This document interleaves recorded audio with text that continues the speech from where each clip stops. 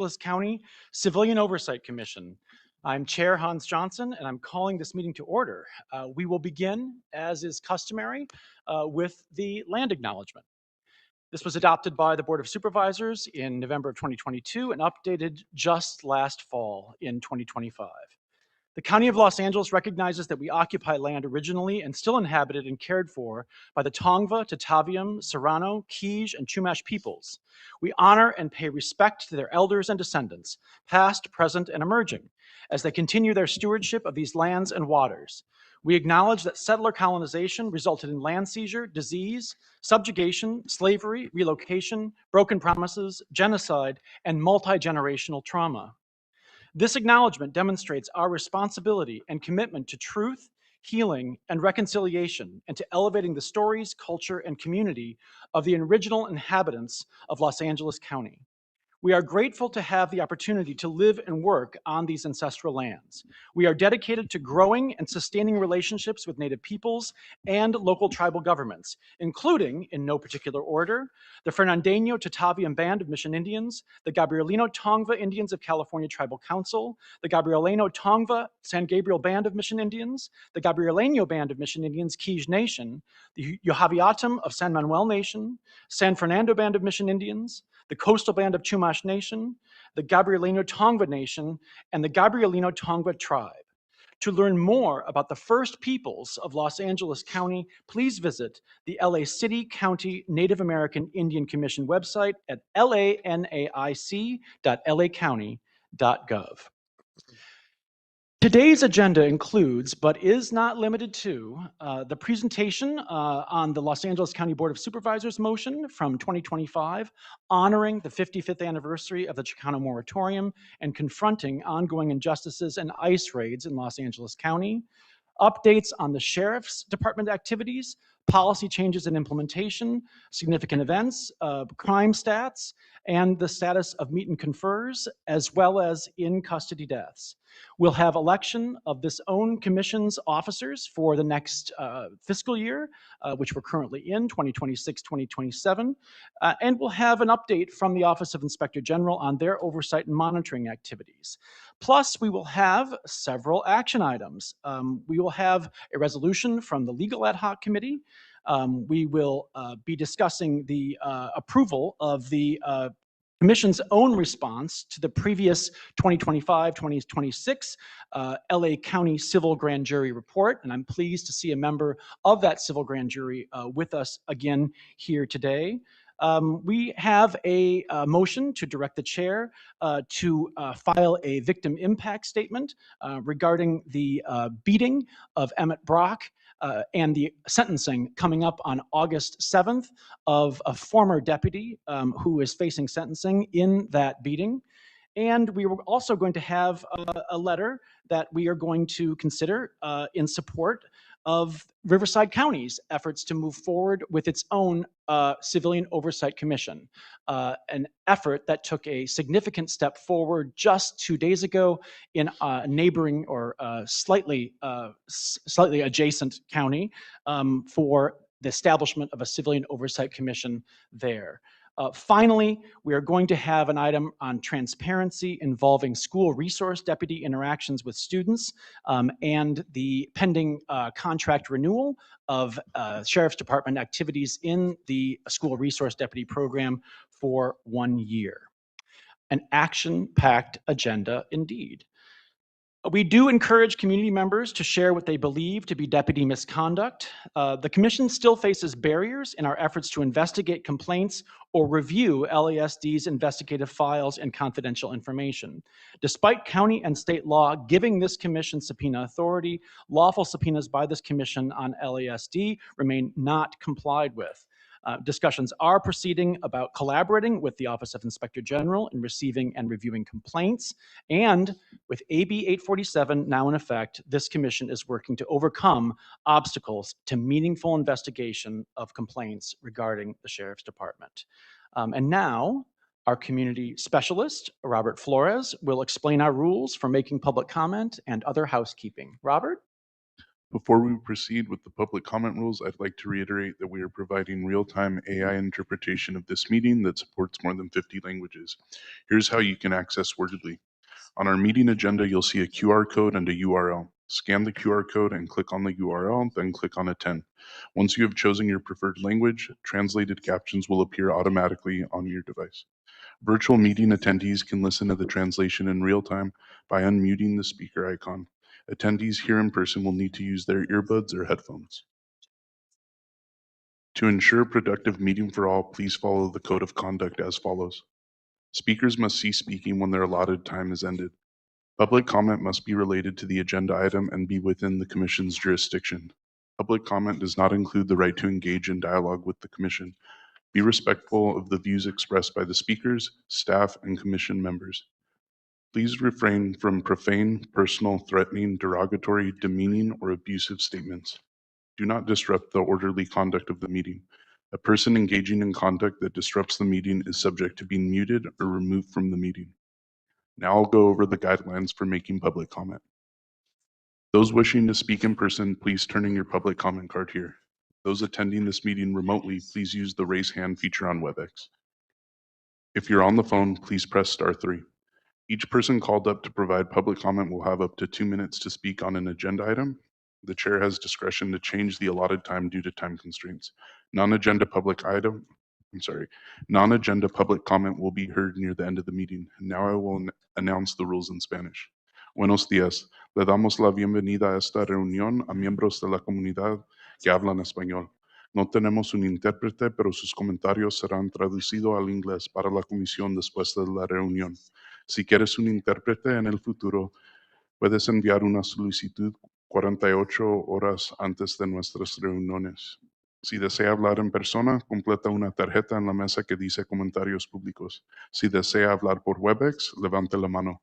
Si desea hablar por teléfono, presione *3. Simplemente diga la palabra español antes de comenzar y le diremos cómo proceder. Le daremos 2 minutos para sus comentarios públicos. Gracias. Thank you, Robert. And now, for purposes of roll call and attendance, will you please call the roll? Yes. Co-Vice Chair Arthur Callaway. Here. Commissioner Irma Cooper. Present. Co-Vice Chair Luis S. Garcia. Here. Commissioner James P. Harris. Here. Commissioner Jamon R. Hicks. He is in trial and not able to join us. Commissioner London McBride. Here. Commissioner George Newhouse. He is out of the country on pre-planned vacation. Chair Hans Johnson. Present. With that, we have 6 commissioners present and 2 commissioners absent. We have a quorum. Thank you very much. The consent calendar consists of the Commission's June 18th meeting minutes. Are there any proposed changes from commissioners in review of those minutes from the last meeting?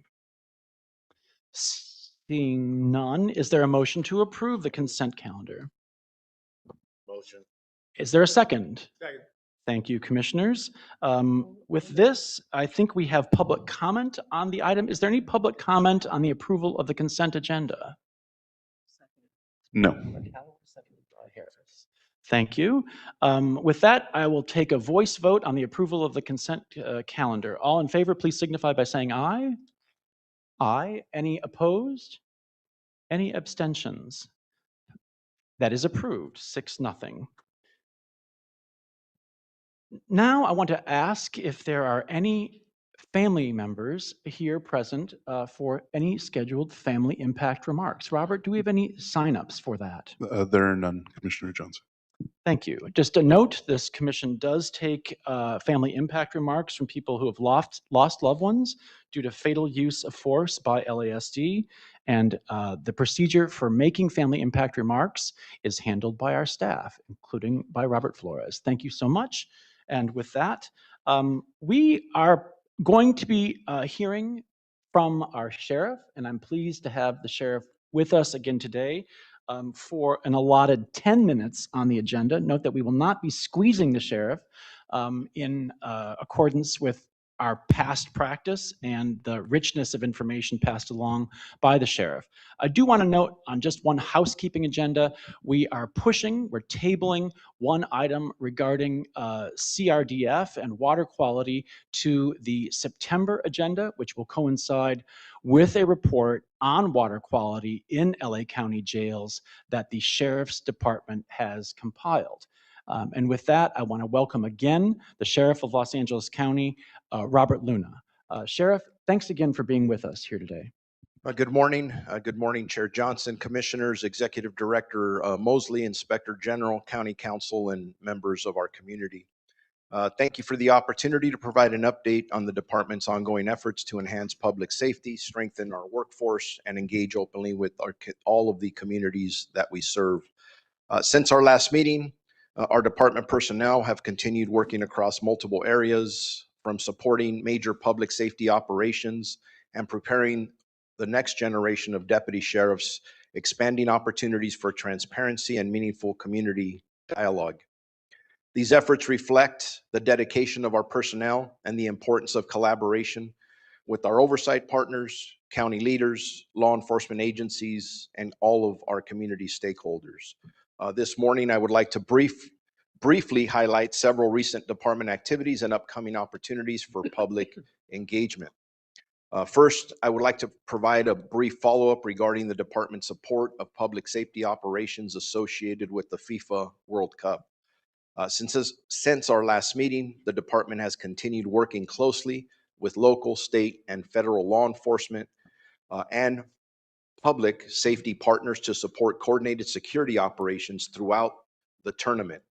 Throughout the World Cup, I attended several matches, and they were not to watch the games. It was more to oversee the different command centers, command posts, because of all the interaction with the agencies I just mentioned, and the fan zone events throughout the county of Los Angeles, not to mention other events associated with the World Cup.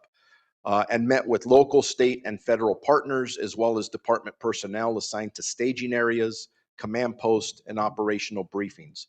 I also participated in media interviews to discuss our department's World Cup security efforts, interagency coordination, summer crime enforcement initiatives, and our shared responsibility to provide a safe and welcoming environment for residents and visitors. I do want to say, and it's not in my notes, that a lot of the questions and concerns that I was answering, specifically from our partners in the media, were rumors that even though we were working with the federal government, that there would be more specific ICE actions. I know that a lot of the employees in and around SoFi Stadium were very concerned about that, as they should. There's been, obviously, in the last year, a lot of negative things of that nature going on. I had talked to the leadership at Homeland Security, and they assured me as much as they could hear at the local level that although they were going to be involved in the security aspect of things, that would not include any civil immigration enforcement. And at least to this point, through the 8 games that we were part of, we heard of no such activity in and around the venues, the official FIFA venues, or other venues that we were relegated for security. But I use these opportunities to encourage fans and community members to celebrate responsibly while enjoying the historic international event. And I got to say, I'm very proud of our county. Everywhere I went, the folks I engaged, not only residents from LA County, but we had thousands and thousands of tourists here. We normally do, it's Los Angeles, but there was definitely more than normal. And I got to tell you, everyone loved it here. They thought it was great. And they brought their families here. They felt that the residents here in LA County were very welcoming. They felt that law enforcement was very welcoming. And it just made me very proud to be part of Los Angeles County. And again, a very good job by everybody involved. And that includes our community. Most recently, I participated in a live interview on KNX News to discuss lessons learned from the World Cup operations at SoFi Stadium and how the experiences are going to translate to all of our upcoming events, including the 2027 Super Bowl and the 2028 Olympics and Paralympics that we're going to be honored to be a part of as well. The knowledge and experience gained through these operations will continue to strengthen our preparedness for all the large-scale events which I just mentioned. I do want to thank Assistant Sheriff Jason Skeen, Chief Brandon Dean, Captain Lucio, all the department personnel, because the way they coordinated with all the local, state, and federal agencies to make this a very safe event was very impressive. And you got to remember, beyond what I just talked about ICE, there is a significant conflict in the Middle East. Two of the games we hosted were with the country of Iran. There were protests with thousands of people that our department personnel were able to manage. And again, I give kudos to a lot of the protesters and their leadership. We worked together, we collaborated. They met their objectives, we met ours. And at the end, everybody was safe. But there was a lot of things going on behind the scenes. For example, FIFA saying, we don't want people bringing in the old Iranian flag. And not to get into detail for another space, but things like that caused a lot of conflict where FIFA was asking us to be fully engaged in trying to take those flags away. And we made a decision that we were not going to be taking people's flags away. And it's interesting to think about countries and other parts of the world and how we operate with the Constitution. That little important document that is very important to us. Moving on, technology and innovation. The department also welcomed the opportunity to provide the commission with additional information regarding one of the technologies utilized during the World Cup. On Wednesday, July 8th, the department hosted members of the Civilian Oversight Commission's Technology Ad Hoc Committee at the Hall of Justice for an informational meeting and technology demonstration. During the meeting, department personnel demonstrated Axon body-worn camera translation software utilized during the World Cup and provided an overview of how the technology supported communication with residents and international visitors who may have had limited English proficiency. The committee also received an informational presentation regarding the anticipated Community Safety Operations Center and its intended role in supporting public safety and department operations. The meeting provided an opportunity for meaningful dialogue between commissioners and department personnel, allowing commissioners to ask questions and gain a better understanding of these initiatives and some of the innovative work underway throughout our department. We appreciate the commission's continued engagement and welcome opportunities to share information, answer questions, promote greater understanding of the department's efforts to use technology responsibly in support of public safety and the communities we serve. And just again, another note, when you guys are with us, you're not just listening, you're asking tough questions, bringing up good suggestions. And in this world where we have a lot of our contract cities coming forward and saying, hey, other places are using A, B, and C, we want you to start using it. I'm going to continue to use you as a partner to make sure that we're moving forward together with our communities, all entire communities' interest at hand. Academy Class 490, one of the many things I'm scheduled for today. We are graduating another sheriff deputy class as we're preparing for the evolving public safety needs of Los Angeles County, strengthening our workforce and investing in the next generation of department personnel remain important priorities. I personally go out and talk to every class as I've testified here in this space and talk about my expectations, which include the deputy gang issue or deputy gang-like behavior that comes up, where I want to remind all of you that each recruit now has to sign a pledge that they will not be involved in that type of activity or they're going to get fired. Later today, the department will welcome 56 new recruits to our organization as they graduate from Class 490. I want to recognize the commitment and perseverance and dedication of those recruits who have volunteered to serve our community, demonstrated throughout the academy training. Their graduation represents an important milestone as we continue working to strengthen our department staffing and prepare the next generation of deputy sheriffs to serve our very diverse community of Los Angeles County with professionalism, with integrity, and with respect for all. I also want to recognize and thank our academy instructors and staff for their dedication in preparing those recruits for the responsibilities and challenges of a career in public safety. All members of the commission and staff are always welcome to attend our graduations. As I look to my left, several of you have already. You know what that's about. You see the families, you see what a proud moment it is for everybody. So invitations to each and every one of you. Please, if you can't go today, consider attending one in the future. Community engagement and outreach, the department also continues to identify opportunities to strengthen relationships between our personnel and the communities that we serve. On July 1st, I joined our community partners to officially launch Operation Chill, an annual program that provides deputies with opportunities to recognize young people for positive behavior and build meaningful relationships with youth throughout Los Angeles County. Initiatives such as Operation Chill help foster positive interactions between our deputies and the young members of our community to reflect our department's continued commitment to community engagement and relationship building. Along with strengthening relationships in our community, the department remains committed to promoting transparency and providing meaningful opportunities for the public to learn about our operations and engage directly with department personnel. Another issue here, and I'm winding down here, as part of our department's continued commitment to transparency and meaningful community engagement, we will be hosting our annual virtual AB 481 Military Equipment Community Meeting on Wednesday, July 22nd from 5 p.m. to 6 p.m. During the meeting, the department will present its annual military equipment report and provide members of our community with an opportunity to learn more about the department's acquisition, funding, and use of any military equipment, ask questions, and engage directly with department representatives. I would like to thank the commission for helping raise awareness of the meeting by sharing the information on your social media platforms.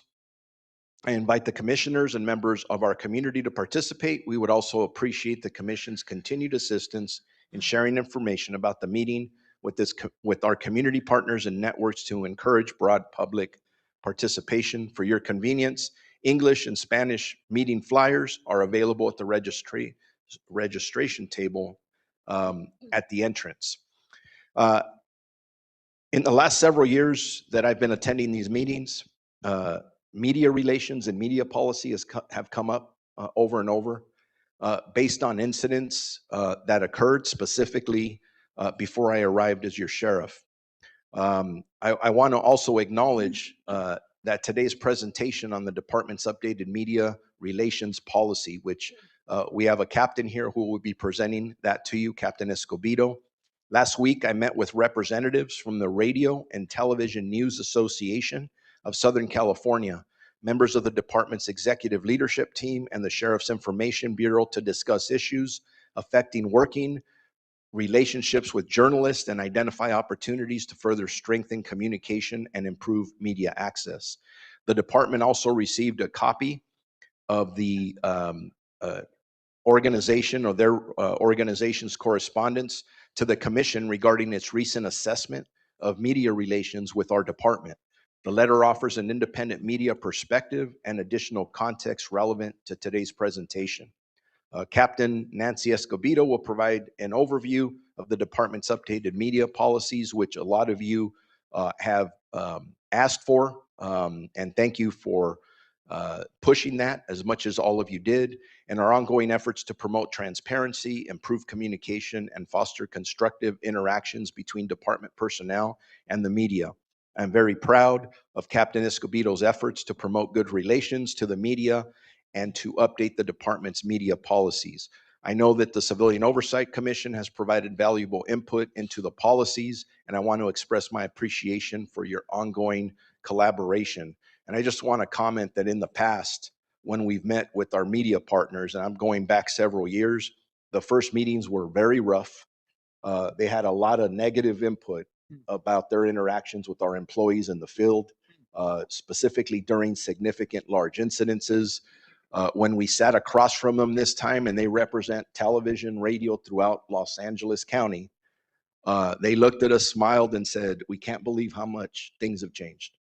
And they thanked us, and they want to thank each and every one of you. And I think their correspondence will reflect that. Now, when I say that, work's never done. We work in a very complex environment, very stressful, sometimes chaotic, and things do happen. So we will continue to make sure we keep those lines of communication open. In closing, these efforts reflect the department's continued commitment to public safety, workforce development, responsible innovation, transparency, and meaningful engagement with our oversight partners, the media, and the communities that we proudly serve. We remain committed to working collaboratively with the Commission, the Office of the Inspector General, our county partners, and community stakeholders to share information, address concerns, identify opportunities for improvement, and strengthen public trust. Thank you for the opportunity to provide these updates. I look forward to our continued collaboration and happy to answer any questions that any of you may have. Thank you, Sheriff. And thank you for highlighting AB 481 and the obligation under state law for transparency and an annual meeting about military equipment used by local police agencies. I just want to highlight one mention that you made that I think strikes a chord with many of us here today about the importance of constitutional law enforcement and respect for the Bill of Rights. 1 year ago, you led the way in using fact-based news channels here in Los Angeles County to inform Angelenos about the distinction between the invasion of federal forces and masked agents in our county and the danger to LA residents from the regime and dragnet of racial profiling we continue to experience. We've experienced 2 killings by ICE agents in just the last 10 days here in America, and we are dealing now with the 15th month of enhanced federal troop and ICE agents and Border Patrol agents' presence in our county. I know that that is not a dragnet or a gauntlet that your own badge wearers and personnel are immune from. And I just wanted to ask, what steps are you and the department, especially given the enhanced respect that your media outreach and relations is experiencing and earning, what steps are you taking to continue to build on that effort to educate Angelenos about the distinction between constitutional and unconstitutional law enforcement practices, and to highlight the trustworthiness and the accountability standards that the department operates under? Thank you for that. One, I would refer all of our community members, specifically those with heightened anxiety about ICE, which, by the way, includes yours truly, to look at our LASD.org website, look at the videos that we've made. It is emphasized with our entire leadership team, specifically our area captains, and we have 23 stations, that this topic will be discussed at just about every community meeting that we have. I don't have it here, but we've had a couple of different forums that were actually requested by the community to come in and educate. And not only from our department, but to bring other law enforcement partners with us throughout the county of Los Angeles, in which we take a significant leadership role.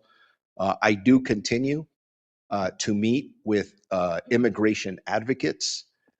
Typically, it's twice a year and more if needed, to keep them updated on anything that is changing, which includes any policies or approach that we're taking. And obviously, there's always a lot of questions about matters surrounding custody and federal judicial warrants and the difference between that and civil detainers that we have. So it's a constant concern, and it should be. One other issue, again, to which The department personnel, perhaps your own family members may not be immune. Certainly a crisis affecting many East Side residents now, and with the heat wave that it has spread, the odor and the health risks from the Lineage Warehouse catastrophe and inferno around our East Side communities. I just wanted to ask if there are any challenges in public safety that your officers have experienced and that the department might be facing from the Lineage Warehouse fire and its fallout, and if there are any ways in which the department have assisted in the relief and recovery efforts around the Lineage Warehouse disaster. Yeah, obviously that's a tragedy, and then some. In my personal journey, one of the homes I lived in when I lived twice in the unincorporated area of East LA. One, I actually lived a block away from that Lineage location, so that neighborhood brings back a lot of memories for me personally. Uh, I was out working patrol at the East LA station earlier this week. I can testify that when even at the East LA station, as you're in the parking lot, you could smell it. A lot of the deputies that work at the East LA station still have, I would say, over half of them, actually 3/4 of them, have family who live in those impacted areas. So it is more of a personal effect. I think the whole thing is unacceptable, and I hope we can find answers for all the residents that are suffering through that. Because bluntly, it stinks. I mean, it's horrible there. I'm sure other commissioners might have questions, and we do have public comment. I do just want to also make one note. The civil grand jury report, which came out last month, highlighted that it is outside scrutiny and outside advocacy and sometimes pressure that has led consistently to changes and improvements in policy and in public safety involving the department and its operations. A pattern noted in the civil grand jury report is that observations and complaints made by outside entities have consistently been the drivers of change and reforms in the department. Just in the last 2 weeks, we've had another $10 million settlement for the taxpayers of Los Angeles County for abuse and killing involving an LA stakeholder that involves allegations of deputy gang involvement. And as Commissioner Garcia has noted in the past here, there are many opportunities for the department to change conditions and to change practices that would alleviate some of the obligation on outside entities to continue or to step up those complaints and that scrutiny.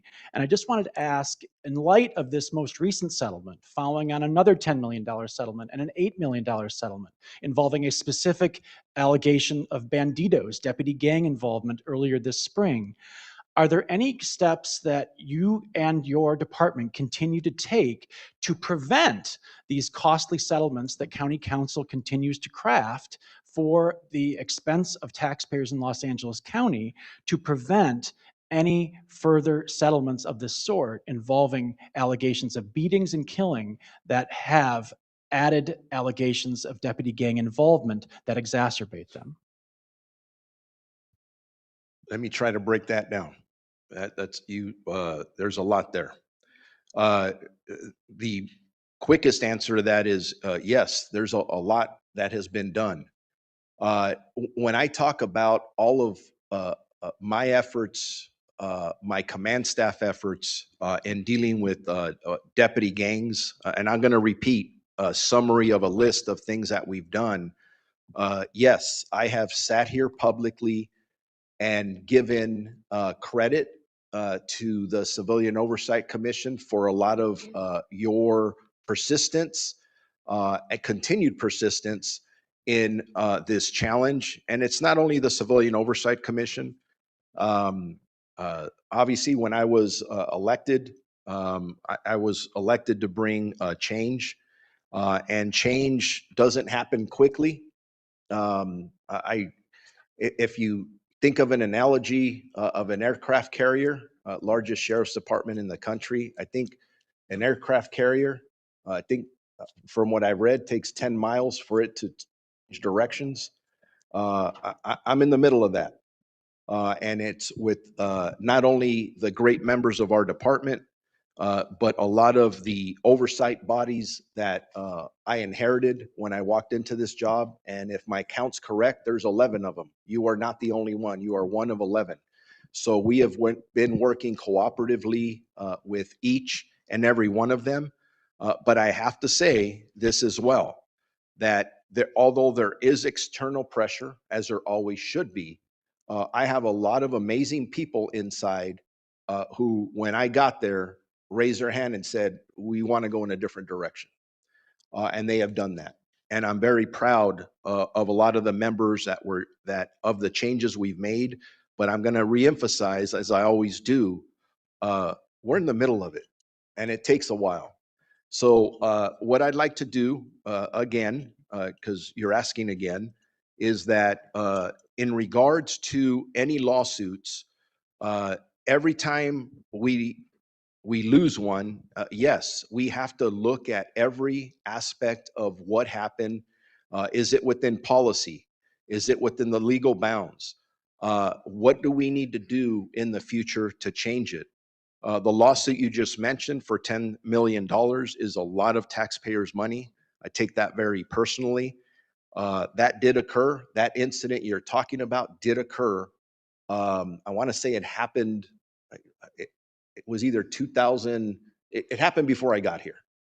And that's what we're seeing is when you're seeing these lawsuits, they are 3 or 4, 5 years behind.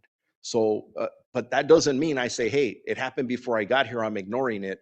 You see them, I focus on risk management. What can we do better so we can prevent this from happening again? I've talked over and over in this space about the policies we've changed. The biggest policy modification that I've made since I've been here is revamping the use of force policy. And that happened about 1.5 years after I got here. It took a while to get it through meet and confer. And yes, we have to go through meet and confer, but yet it went through meet and confer. And we have one, in my opinion, one of the best use of force policies in the country now.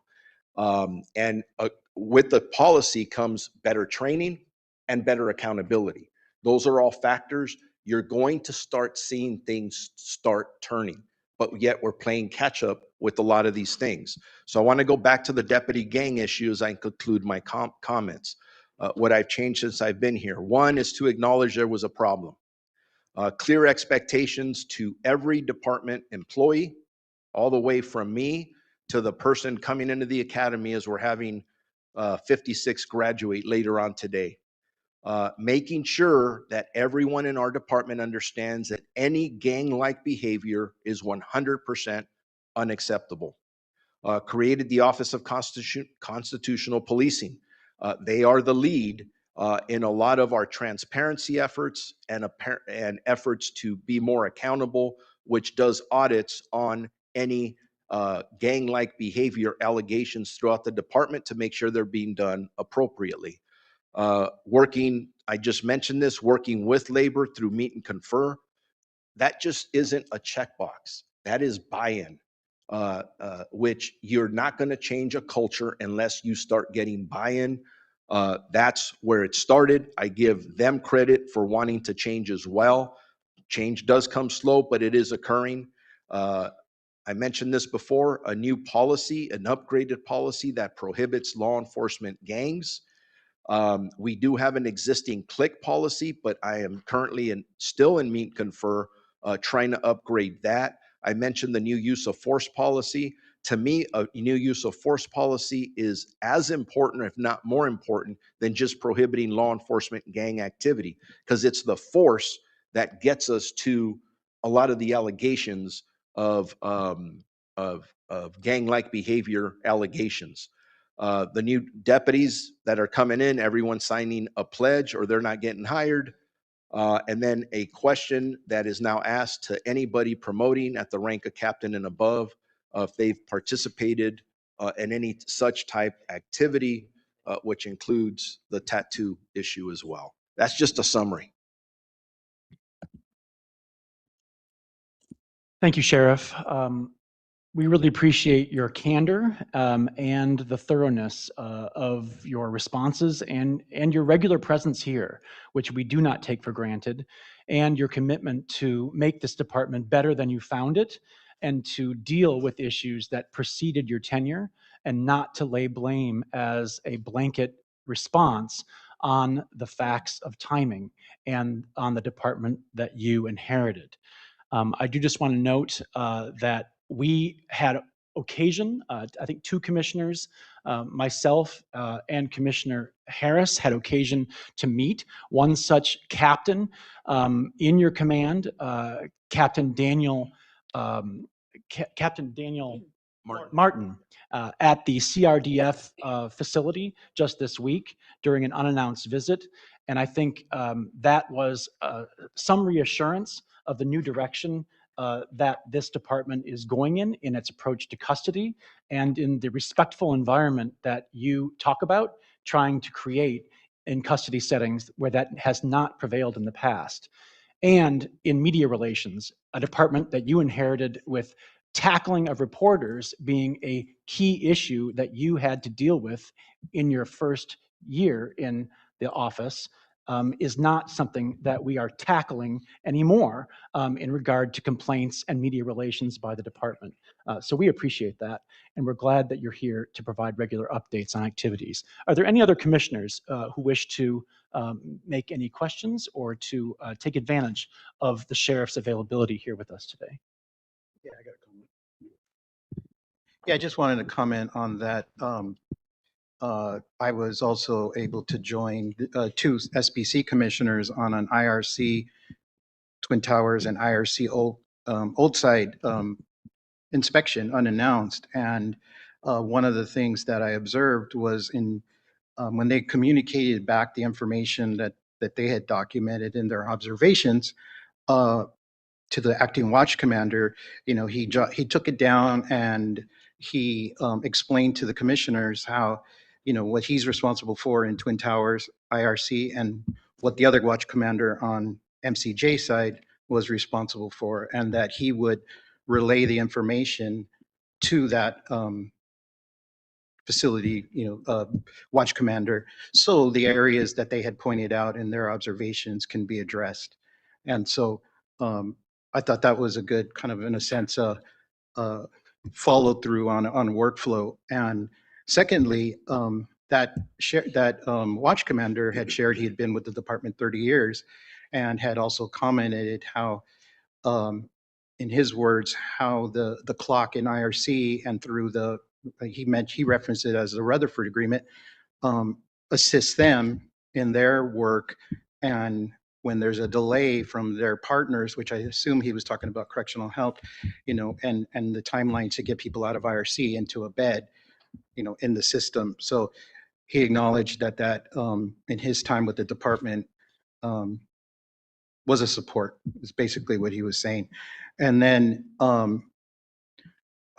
Community Resource Coordinator Robert Flores and I this week had a meeting with the captain of Pico Rivera Station and his operations lieutenant, and he was very candid with us and on his role as the captain of the Pico Rivera Sheriffs, which is a contract city, and the unincorporated areas, and how the direction of the department and it's going from where it was once was. And that's my community. My first jail visit experience in 1986 was there at Pico Station. So it was a very good conversation, and he actually wants us to be a presence there in the community through some of the other partners and build a relationship, which was really good to hear. So just wanted to put that out there.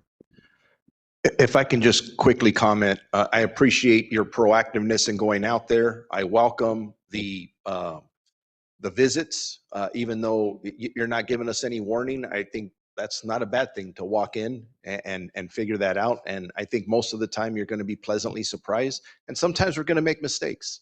And I'll own up to them and I'll try and fix them.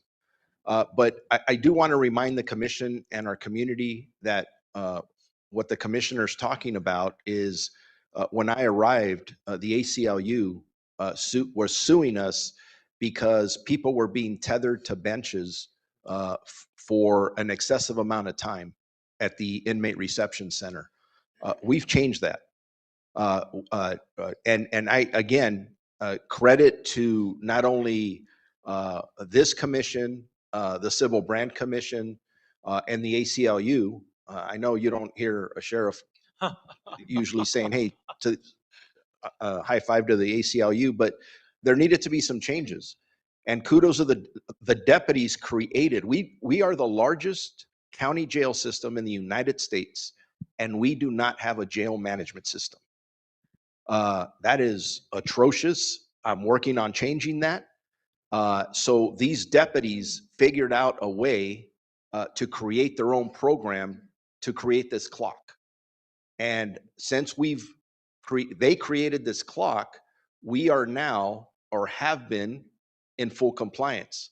I think 2 years ago, we failed on one occasion, was better than what we were doing, but the expectation is we don't fail at all and get people through the IRC in 24 hours. So that's constant maintenance and great work by the people that work there. Thank you. Thank you. Are there any other? Yes. Commissioner Cooper and then Commissioner Harris. Yes, I just wanted to say, Sheriff, thank you, because the family that had the issue with the diets, that was resolved. The watch commander helped the family get that resolved. So I just want to say thank you, that it was just a communication issue. So Thank you, Commissioner. Commissioner Harris. Well, I just want to say to the sheriff, thank you for opening the doors to all your facilities to us. And I know sometimes the issue of us showing up unannounced can be somewhat uncomfortable for some folks, and that's too bad because that's how we operate. We operate unannounced. But to the credit of the men and women of the department, I have never had any problem gaining access to any facility. Even the most current one we went to, I'm sure Captain Martin had something else to do for those almost 4 hours we spent with him going through a tour of that facility. Yeah, he was very gracious and took the time to show us everything that we asked to see, sometimes perhaps more than we had even anticipated seeing. And I just want to thank him and you for the fact that we do have that basically unlimited access. And trust me, we're going to continue to make those unannounced visits because we believe that is in the best interest of true oversight. That's how we really see what's going on. When we see something wrong, we will tell you. But when you do something right, we'll tell you that too. So we just appreciate that that level of access that you have provided, both this commission and the SBC commission. Thank you. Chair Johnson, Yeah. Commissioner Callaway asked me to clarify what a jail management system was. So Yes, please. I don't have a propeller on my head from a tech perspective, but I can tell you that a lot of our documentation that we do and have been doing is done the old fashioned way on paper. A jail management system would allow, from the minute somebody gets booked into the county jail system, to figure out who they are, where they are, the medical challenges that they may have working with our partners in correctional health. It really allows us not only to document everything that's happening in real time so that the deputies working in the custody environment have that situational awareness, but more importantly, it allows us to have the documentation that we would have to provide in court to attorneys or a judge to be able to prove our case. In cases that we've lost, our ability to have documentation is atrocious. It's embarrassing. And I have asked for that. I think I've said this multiple times. The CAD system, computer aided dispatch system, is number one because that impacts the 911 system. We do have an RFP out now for the records management system, RMS system, and we also have one out for a jail management system. That will greatly improve our ability to give more information to families of people who are in custody, but that is a deficiency this department has had for decades. Commissioner Callaway, any follow-up? Yeah, so I just want to know, like, in the ranking of technology and in what you said, because that's a great, sounds like a good system to have. Both of those two systems that you mentioned. I remember, like earlier this year, last year, y'all were talking about iPads because of drugs being in paper. Where does that rank, iPads versus the actual systems of documentation that's going to help? Like, where is that rank? The jail management system right now is number 3. Just for everybody, what Commissioner Callaway's asking about is that our intent and is to put iPads in the hands of the people in our custody and care. The reason for that is that we want to prevent as much mail from coming in as possible, because we're finding that one of the primary ways that drugs are getting into our custody facilities is through mail, glue, stamps, things of that nature. That's one aspect, because if you look at our in-custody deaths, which we're working on really hard to reduce, if we can reduce the overdoses, which is out of the different categories of in-custody deaths, that is one of the lower ones we have, but yet we need to address it because every single one is important. So that's, in a sense, to me, that's saving lives. So that's why we're trying to get the iPads in there. Not to mention that our programming would significantly increase for the people who are in custody. The access that they have, they can do visitations with their family.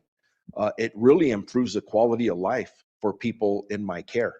And I got to tell you, I made this very clear that every 3 months, I go through all 7 of our custody facilities. And when I would walk in, and I usually talk to different people in our custody, they hear about this. They want those iPads. When's my iPad coming? So I think it's very important. I hope I'm answering your question. What does it rank as far as the system, the documentation system versus the iPad? Can you use the microphone, Commissioner? Sorry. I'm asking specifically, where does it rank? Because I understand maybe some people want iPads, but sometimes you want things that are shiny and new versus the brass tacks type stuff that actually is going to help even more the documentation of the other things that are going on in the jail system or prison system, as far as what the relationship between deputy to inmate or corrections to inmate, all of those things that you were talking about, court cases, that we can not only save lives, but save years of wrongful incarceration, maybe bringing people back to their families. So I'm just saying, in the technology ranking system, are I would like to understand that we are actually focusing on the documentation side first before we focus on the glue drug thing. Yeah, I will follow up with you and get you an appropriate answer, because off the top of my head, I'm going to say they're about the same, but I may be incorrect because the funding sources may be coming from 2 completely different places. But I will follow up with you to make sure. I just wanted to point out from a historical perspective, and this was actually when I did my dissertation, the iPads are not new. There was a pilot done under the Baca administration when the Education, Base Incarceration Bureau was in existence. And, for purposes of, the jail management system on like the operation side, and then the iPads in, living in a module with access to the materials that are available on an iPad. If that can be implemented, I mean, that would in many ways assist with, keeping the mind occupied, because those, like what District Attorney Hockman had shared yesterday in the CCJV, is a dungeon setting in those modules. And, the iPads, I think, are can be a positive rehabilitation tool. I know they are in the CDCR system. I correspond with several inmates in that capacity with the emails. And I think just as this is looked at further and, just whatever costs involved, and that could be for further discussion, but I just wanted to point that out. And we will note that this commission has received evidence, including testimony from oversight bodies in San Mateo, that the problem of narcotics in lockups actually worsened after the cancellation of hard copy mail to facilities. And the evidence on the record does not support allegations that that is a major vector of narcotics introduction into lockups in California. And in fact, the counter evidence and the counter argument is buttressed by the evidence from San Mateo and other jurisdictions that the cancellation of hard copy mail actually has an adverse effect on suppression of narcotics in jail environments. And as Commissioner Garcia has noted in the past, partly from rich experience, that the cancellation of a lifeline of mail to wards in lockups has extremely devastating effects on connection and rehabilitation for people in lockups. So we want to make sure that that is on the record before a conversation without evidence on the record proceeds to cancel a lifeline for people locked up in Los Angeles County. We are very appreciative of the sheriff's continued time with us, and we thank him profusely, not only for the richness of responses, but also, I would note, in follow-up to Commissioner Harris's remarks about Captain Martin, consistent with that experience and so many others is the non-defensiveness of personnel in LASD when presented with evidence of specific impairments or repairs needed in cells, in pods, in units, and to the necessities of life that might need to be improved on, where there's a clogged toilet, where there's a leaking pipe, where there are flies in showers, where there is improper screening for privacy in situations. The non-defensiveness of your personnel in taking those complaints is much appreciated and shows a meaningful commitment to oversight that I think this body applauds and is grateful to your leadership by example in doing that. So thank you again.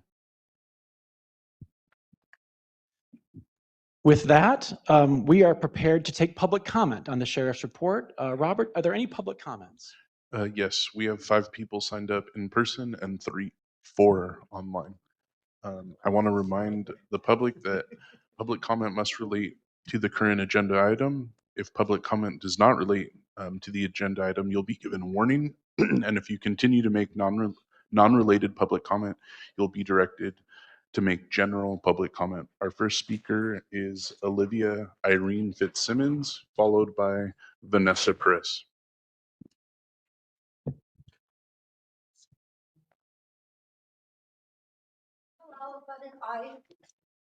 Hello, I'm Olivia Irene Fitzsimmons.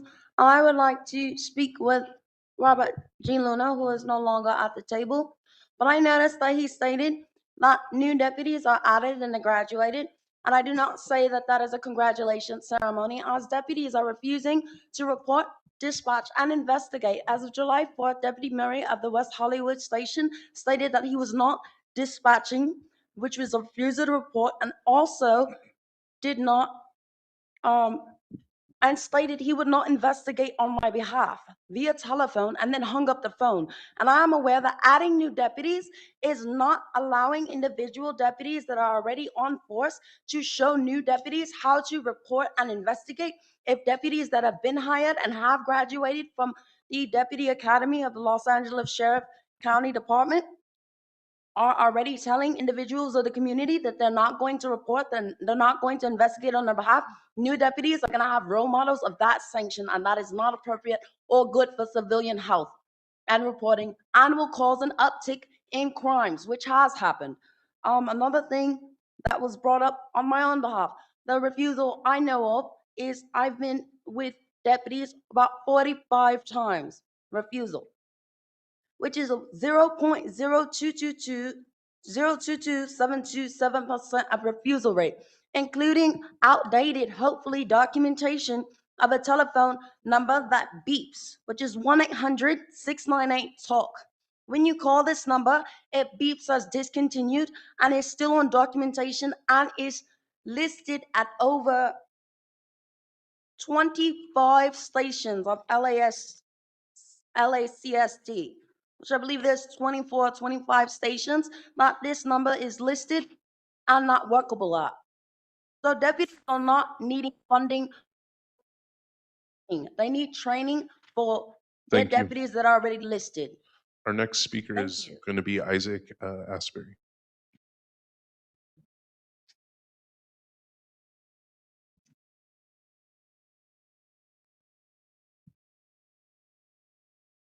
If Tramel Carter could please take the cue. Good morning. I'll be quick. I provided the commission with a report on a shooting in reference to Samuel Herrera about 6 months ago. I made sure everybody got a copy of that report 6 months ago. The county just awarded $10 million on that settlement. That case was 6 years old, right? So I want to thank the county council, the commission, not the county council. Ooh, Lord. I would like to thank the commission on being, working with us. So in 6 months, they looked at it. They didn't want the names to come out who were involved in deputy gangs, and they paid the $10 million, right? That's one. The problem I have with that, they don't want to provide the names of the officers who was involved in this killing on the $10 million. We have the names, I can name them right now.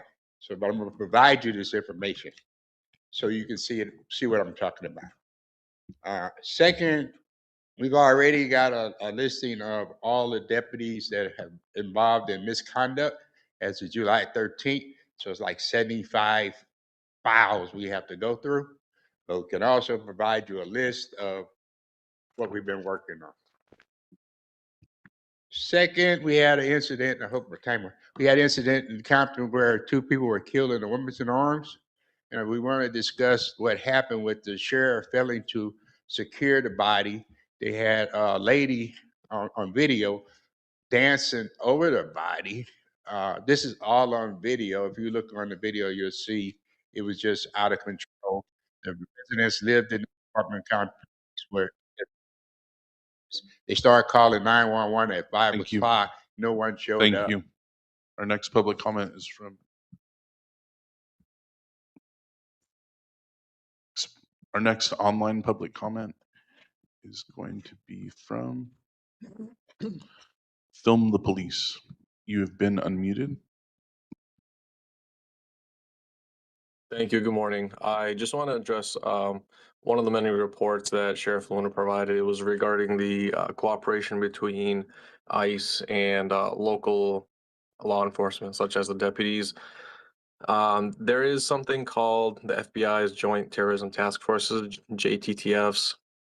They are very well documented where local deputies are actually deputized to be federal agents with the same immunity as you would expect of a federal agent, executing tasks of a federal agent. And the biggest one that is being carried out right now is in fact direct cooperation with ICE agents to go and basically terrorize people. We know that for a fact, that there is direct cooperation between ICE and local deputies. So that's a given. They get the same protections as the federal agents do, and it's part of their ICE Border Enforcement Security Task Force. That's one of them, and the network of state-owned and federally funded fusion centers. So there's very well documented precedence of that. That's a fact. So just stating that for the record. The other thing is with transparency and accountability, I wanted to bring up a very well-known case actually that there was a ruling on. It's case number 24 STCP 02891, Castle versus County of LA. And that was actually, an order was given last year, July 2025, where the judge ordered to release all of the photos of the LASD sheriff's deputies.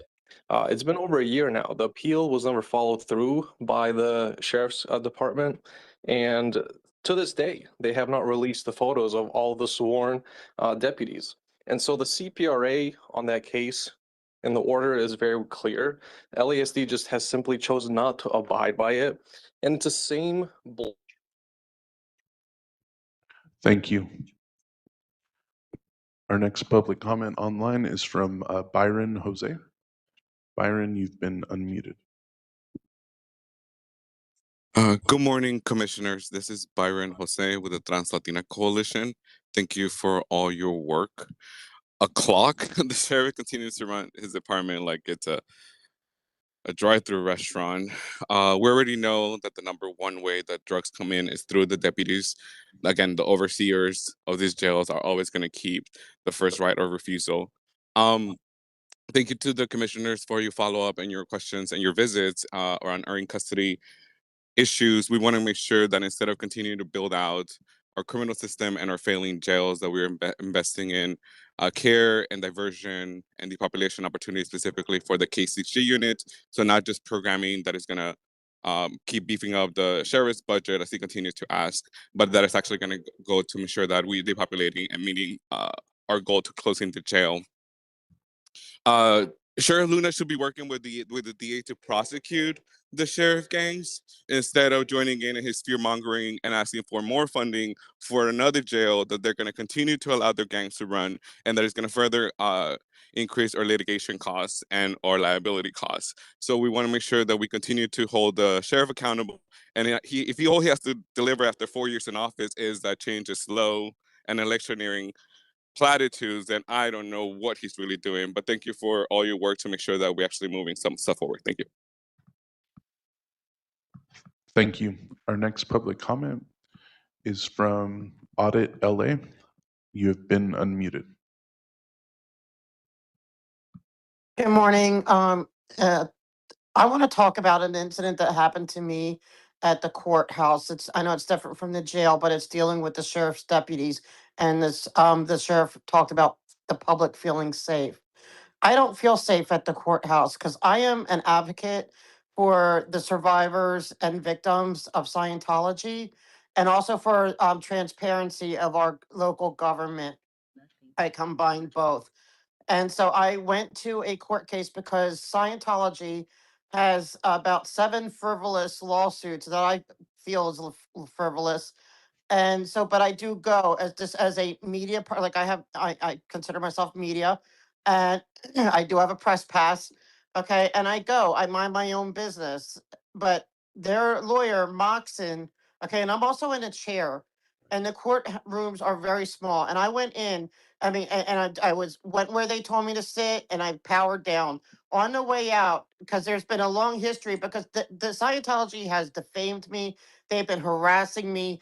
They have been doing all kinds of fair game like they do to anyone that speaks up again, about questioning what they do.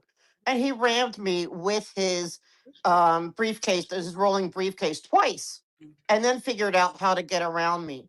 I reported it. It's an assault to me. I ended up having to go get medical treatment for it. I had to see a specialist for the injury I received from it. And I went down, and they didn't care. Like your sheriff's department, they said, "Oh, we don't do an incident." They called him. He said it was an accident. They did not care. Who can I talk to? What can I do to be heard in this situation? Sheriff, it's not just in the jails; it's in your courtrooms too. I felt, and there's another day too. There's several. I don't know what my time is, but I am concerned about my safety. I didn't go today. They had a hearing today, but I had no one to go with, Thank so you. I chose not to go because I'm Thank you. afraid. Our next online public comment is from Anastasia Komarovsak. Hello, can you hear me? My name is Ann Komarosk. Yes, we can hear you. Greetings from downtown Los Angeles, right by the LAPD's main building. I'm here because there's a federal trial on the should have been sheriff jurisdiction, by the way, of Jonathan Reddick, the person who started the Pacific Palisades fire.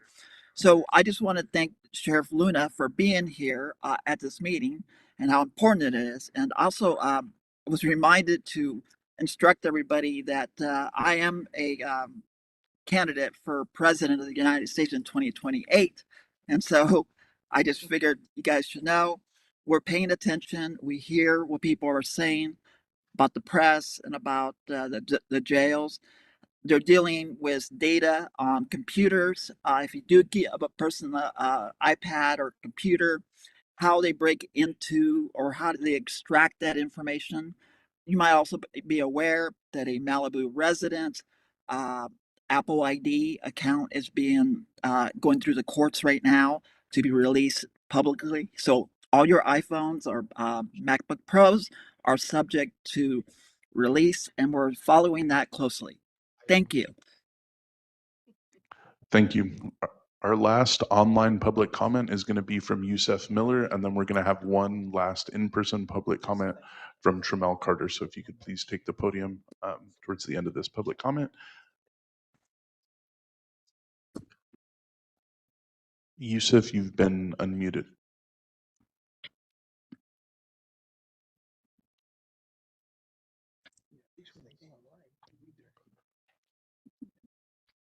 Yusef, you've been unmuted.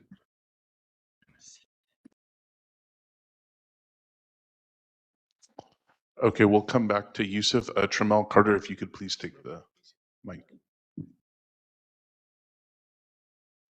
Hello. In regard to the sheriff report, I have noticed that there are certain things that get placed on the agenda that seems to be specially handpicked, but I also asked for my matter to be put on the agenda under the sheriff report since 2024, and I was discriminated against by Mr. Johnson, who is here. I assume he will be the chair. When I asked regarding an investigation, can the panel check to see if the employee will still be working at the location? I was told that cannot be done. We don't ask those questions. And then I noticed on several updates regarding the sheriff updates, I noticed Mr. Johnson asked the sheriff deputies about if certain deputies will still be working pending an investigation. He has highly interest about other deputies working pending an investigation. But when I presented the same question to this panel, the only person who stood up for me was Mrs. Cooper. She's the only person that acknowledged I asked that question, that it should be addressed. So since 2024, my matter has never been placed on any of the county sheriff's updates. And I noticed when the sheriff comes, certain questions are asked to the sheriff off the record, even if it's pertaining to the record. I've asked, and I've had a written documentation written to the panel asking for my matter to be placed on the agenda. I've never gotten a response back as to why or if it would be. And that was since 2024. And so I just think it's kind of misleading to pick and choose what to put on agendas when citizens are actually giving handwritten requests for their matters to be put on the agenda, and for them not to get any form of response and to come tell the sheriff department how they should be acting and they should be in compliance. I think the committee itself and the panel should be in compliance also why taxpayers are paying their fees, whether they're volunteering or not. Thank you. That concludes public comment. Thank you, Robert. And we will note that the February 2026 agenda of this commission reflected an item recently referenced in that public comment, and that the code of conduct for this commission, bullet number 5, indicates that no personal remarks should be directed during public comment at any member of this commission or staff. That is noted on the code of conduct presented here for every meeting, and we welcome public comments. For the next item, moving on to number 8, I want to make sure that we deal with several recent events and updates from the commission and our activities, including the recent enforcement action by this commission filed on June 22nd in Superior Court here in Los Angeles County. A significant moment, a watershed moment, really, in the exercise of oversight authority in Los Angeles County is the filing of this enforcement action. And documents involving it are attached to this month's agenda, and all are invited to read and digest the basis for the enforcement action, as well as the actions of this commission starting in 2025, leading up to the filing of that enforcement action with independent outside counsel available to this commission. Namely, those actions in March of 2025, in January of 2026, and the resolution in April of 2026, all actions of unanimous consent by this commission expressing its intent to enforce the subpoenas under the lawful exercise of our oversight authority by this commission, and the resolution signed by both the commission chair and the commission executive director in April of 2026, expressing the intent of this commission to access independent pro bono counsel for the purposes of filing that enforcement action because of the conflict of interest involving county counsel. It is also worth noting in the since our last meeting that the civil grand jury's report here in Los Angeles County has gained a great deal of interest and reporting. And it is worth noting just yesterday's Los Angeles Times includes a very thorough report about the civil grand jury's findings, and its two findings highlighted here on today's agenda. That county counsel has a conflict of interest, is conflicted in its assertion of providing counsel to this commission, and that the commission should have access to its own legal capacity. This is a finding of the civil grand jury that I think has meshed with the voices from this commission and the actions of this commission over the past year and earlier. I also just want to note that there has been efforts, I think documented and certainly in the response by the commission, to harass and intimidate this commission and its chair in the exercise of that enforcement action. There is a noteworthy response of July 1st to a letter from the Deputies Association here in Los Angeles County, responding to an effort to try to litigate through the Attorney General and a letter to the Attorney General the complaint that was the enforcement action that was filed in a Superior Court by this commission. And I think it is worth noting, again, attached to this agenda is the response to that letter by the Deputies Association calling out that effort to harass and intimidate this commission from its lawful subpoenas and its lawful exercise of enforcement authority. I would also like to read into the record a response to an action that went on behind the backs of this commission and of commission staff to purport to settle and to cancel the subpoenas lawfully issued by this commission in February of 2025. It has come to the attention of this commission that county council and the Deputies Association purported to engage in an agreement to cancel the subpoenas from February 2025 secretively without informing the commission, and that this action to allegedly and purportedly attempt to cancel the subpoenas lawfully issued by this commission was only sprung on the commission and saw the light of day after the filing of the enforcement action last month in mid-June. And I want to read this for the record.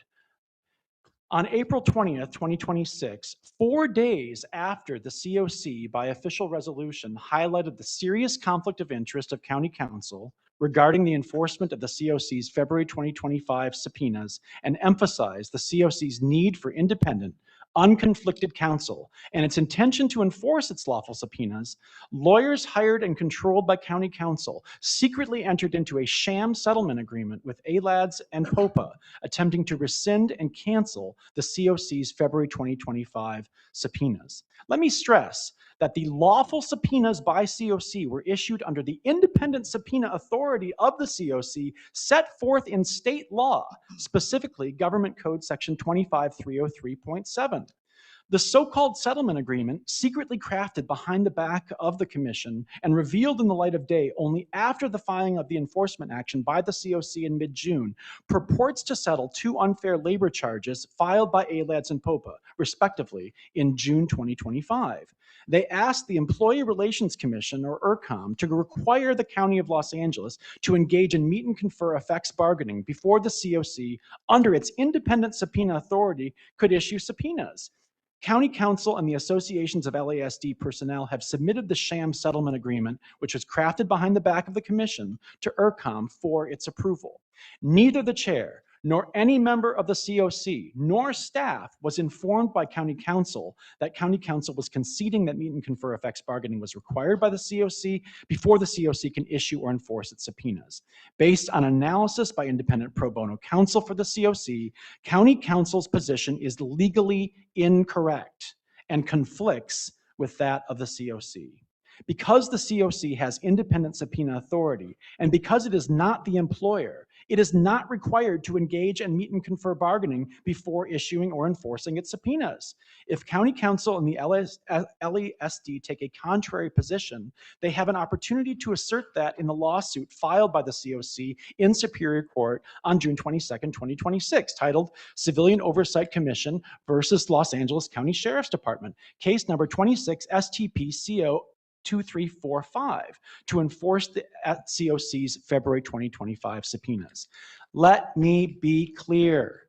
County Council, with or without an agreement with LASD's deputies associations, has no authority to cancel or rescind the COC's lawfully issued February 2025 subpoenas.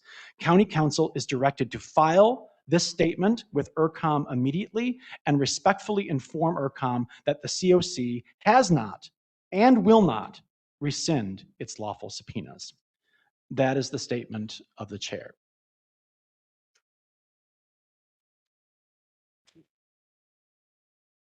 I also just want to note that since the last meeting of this commission, a very action-packed month, we've had a decision by the state Supreme Court of California. Yes, the highest court in the state has weighed in on an important case involving civilian oversight. Just last week, on July the 8th, the California State Supreme Court refused to accept an appeal by the Sonoma County Sheriff and the Sonoma County Deputies Association of the March 26th ruling of the Court of Appeal holding that civilian oversight commissions and boards at the county level do indeed have subpoena authority, and to enforce the subpoenas of IALERO, the Sonoma County equivalent of this commission, on the Sheriff's Department. In the wake of the Supreme Court's action on July the 8th to reject the appeal by the Sheriff and the Deputies Association from Sonoma, the Sheriff has announced they will comply with the subpoenas of the Sonoma County Oversight Board.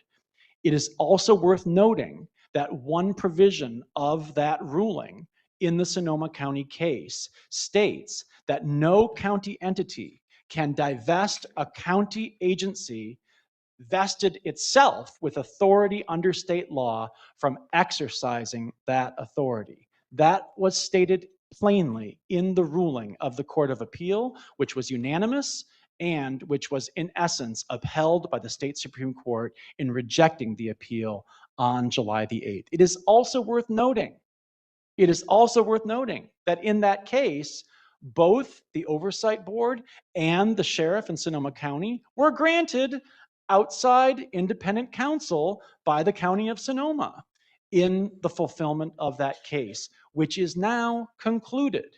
That case is over, and that precedent stands, a ringing precedent affirming the power of civilian oversight commissions at the county level to subpoena their sheriffs and to have those subpoenas complied with. It is also worth referring to the letter to Rob Bonta, the Attorney General. It is attached to this agenda, and I make reference to it because it documents not only the collusion between Deputies Association and County Council that was apparent in the secretive sham deal to attempt to cancel the subpoenas lawfully issued by this commission, but that letter to the Attorney General also provides further indicators of potential collusion between the Deputies Association and the County Council.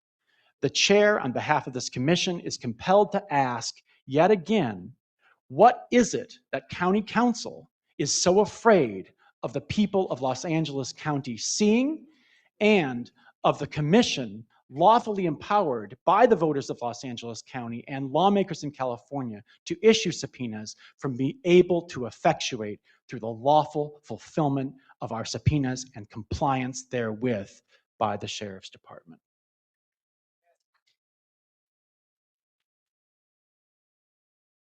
Finally, I want to note just 2 items. Again, the agenda contains a report from another bit of progress in our state. Monterey County just last week moved forward with establishing its own Civilian Oversight Commission in the actions of its Board of Supervisors. There are really noteworthy reports there. And I think it's also worth recognizing that the work of this commission has provided both a path and some guiding light to other counties in California, not just concretely in some of our consultation and invitations to meetings and Zooms with them, and through activities like the annual NACOL conference, where other counties in California have sought out the tutelage and collaboration of members of this commission. But in addition to the progress in Monterey, we have further progress in nearly adjacent Riverside County, as I mentioned earlier. By unanimous vote of the Riverside County Board of Supervisors, just on Tuesday, they are proceeding with studying the establishment of a Civilian Oversight Commission called for at long last in that county. Also worth noting, in the wake of a civil grand jury report in Riverside County calling for the establishment of that oversight committee. It failed for lack of a second just last year in Riverside County, but this week it passed unanimously to begin the process of creating an oversight commission there. Finally, attached to this agenda under the chair's report is an update about in-custody deaths in jails. Interesting segue. Riverside County motivated to enact the exploration of a Civilian Oversight Commission because of its own crisis of jail deaths. 19 in Riverside County, much smaller than Los Angeles County, but the highest numbers on record. LA County, 51, on course for 51 this year in Los Angeles County after setting records in prior years. So we are still wrestling with a crisis of in-custody deaths in this county. We do want to note the step forward in transparency that the Sheriff's Department is taking, partly prompted by input and advice and collaboration with this commission, to try to track which facilities people are dying in, and even which units within those facilities those deaths are originating from. Can there be any tracking of specific mortality or conditions, any linkage established with particular pods or units in particular of the 7 jail settings here in Los Angeles County? That is the kind of progress that good collaboration with the COC is nurturing and cultivating in the department.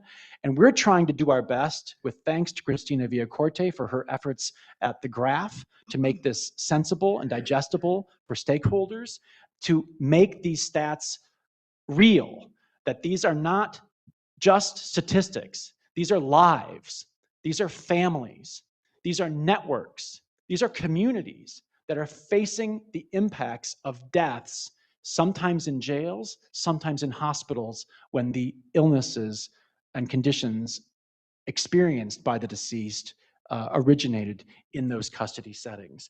But we want to make sure that we are paying attention to this and surfacing it in a way that makes sense and is digestible and tracked, thanks to the work of the executive director and the staff to provide that in a digestible format. Finally, again, no applause needed as I bring this in for a landing. I apologize for the length of my report this month, but it has been quite an action-packed month. We had the follow-up to a complaint originating at the Palmdale Sheriff's Station from the Palmdale Community Advisory Committee in January.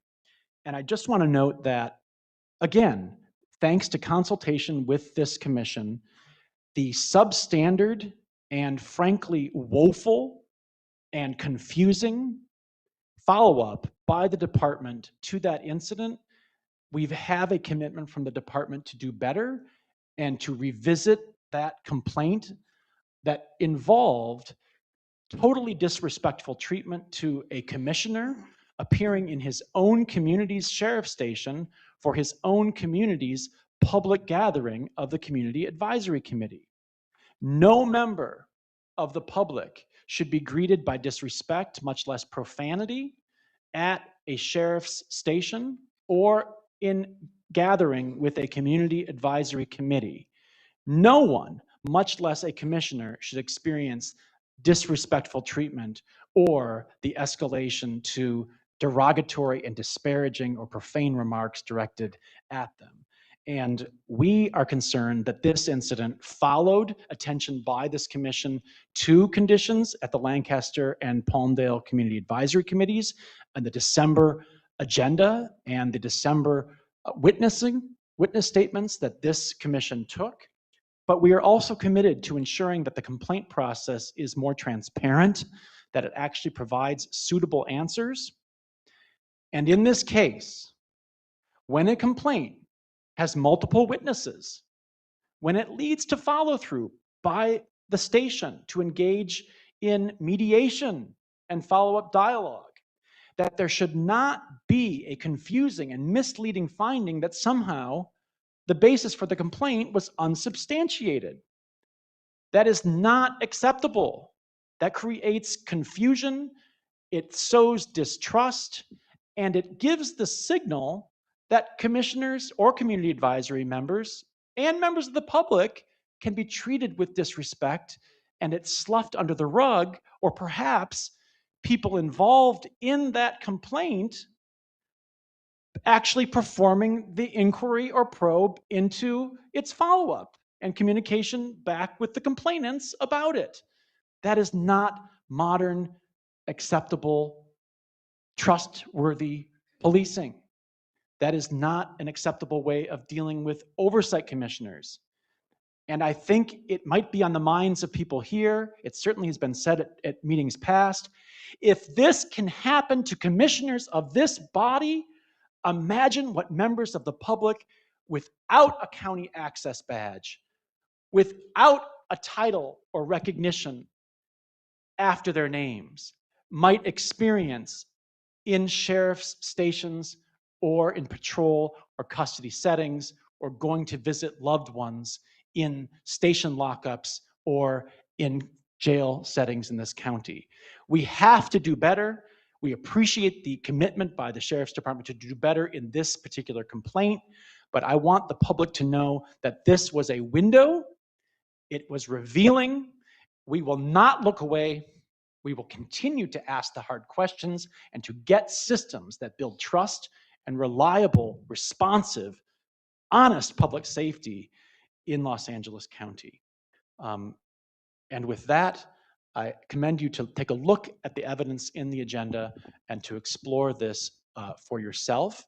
And I invite any questions during the public comment about the chair's report. Thank you so much for your indulgence. I pass it on to the executive director for her report. Thank you, Chair Johnson.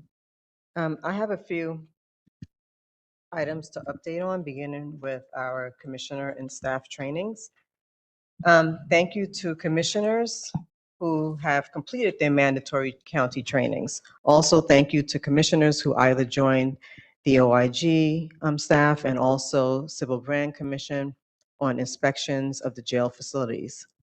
As we are moving forward with the relocation of our office to OIG's office suite, I encourage us to continue identifying ways to work together so that we are being able to collaborate instead of working in silos. Commissioners who would like to go on unaccompanied visits to jail facilities must complete an hour training. Is very much, I think it's an hour, maybe it might be less than an hour. The link to the training was provided to commissioners earlier this week. And if you are interested and you complete the training, please let us know. The next item is community engagement activities and meetings. In response to the commission's mandate for robust community engagement opportunities, since our last meeting, we have been busy with numerous activities. Put this right here. I'm going to go ahead and highlight a few of those activities. We attended the Florence Firestone Community Action for Peace meeting, where personnel from Century Station were present. We also attended the LA Forward San Gabriel Valley post-election community gathering. Commission staff joined Vice Chair Garcia, SBC Chair Broda, and also SBC Commissioner Batia for an inspection of the IRC. Commission staff also joined commissioners at the Hall of Justice for a demonstration of the Axon pilot for transition and interpretation services. I know the sheriff reported out earlier on this item, so I'm not going to go into much more detail regarding it. Also, Vice Chair Garcia and staff delivered a guest lecture to USC students in social work on the work of this commission. Commission staff also attended meetings with the LGBTQ plus commission. I'm excited that we are expanding our partnerships. We are also looking forward to jointly hosting an immigration forum with this commission. Last Friday, Commissioner Harris and staff joined Vice Chair Garcia for a small concert that was held over in Twin Towers.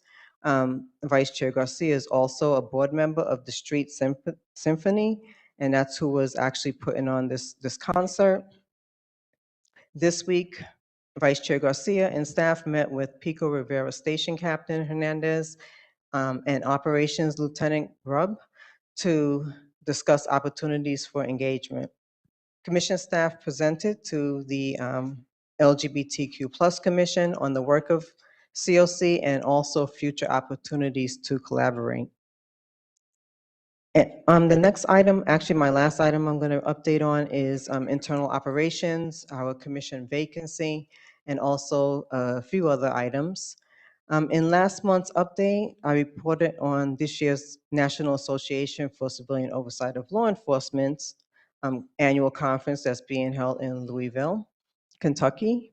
Our vice chairs submitted proposals on in-custody deaths and clinical care in jail facilities, and also the use of AI in law enforcement report writing. I'm pleased to report that both proposals were accepted. Due to the county's budget constraints, we can only pay travel expenses for 3 commissioners to attend this year's conference. This year's travelers will include Vice Chairs Callaway and Garcia, and also Commissioner Newhouse. While we would like all of our commissioners to attend the conference for budgetary reasons, as I previously reported out on, we are limited on how many commissioners we can pay for. So commissioners are free to actually make their own travel arrangements. With the departure of former Commissioner Giggins, I miss her already, we now have a vacancy that will be filled by Supervisor Horvath, who represents Supervisorial District 3. So if anyone is interested in being considered for an appointment on this commission, please reach out directly to her office. As previously reported, due to budget constraints, also our annual conference has been impacted. So we are not going to hold our annual conference in person.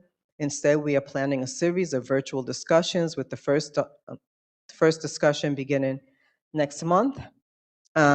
Out on the table outside this room and also in commissioner folders, there is a flyer. There's a list of topics that we have identified. I'm not going to go through each one because it's on this flyer. So we have a lot to look forward to in the upcoming months. I think that concludes my report. Thank you. Thank you very much, Executive Director. With that, I believe we are open for public comment. Robert, do we have public comment on the Chair and Executive Director reports? Yes, we have 5 public comments in person and 4 online. I do want to note that because of the magnitude of our agenda today, we are going to have to limit public comment henceforth to 1 minute each. I regret to have to do that, but I do want to make sure that we wrap up this meeting while we still have AV support and under our rental agreement. So we have to be good stewards ourselves, and I just ask the indulgence of stakeholders to shorten public comment to 1 minute each henceforth. As a reminder, public comment must relate to the current agenda item. You'll be given a warning if public comment doesn't relate to the agenda item. If you continue to make non-related public comment, you'll be directed to make general public comment. Our first speaker is from Sophia Derfler, followed by Isaac Asbury. If you could please take the podium. Good morning. I'm Sophia with the contract, Antelope Valley. I first wanted to begin by emphasizing the importance of this commission engaging in oversight of the Sheriff's Department, because it has been proven over and over again that the department cannot be trusted to hold themselves accountable. Instead of working to protect the community, they do the opposite. As proven by the violent 2020 beating of Joseph Perez, the 2023 beating of Emmett Brock, and many more.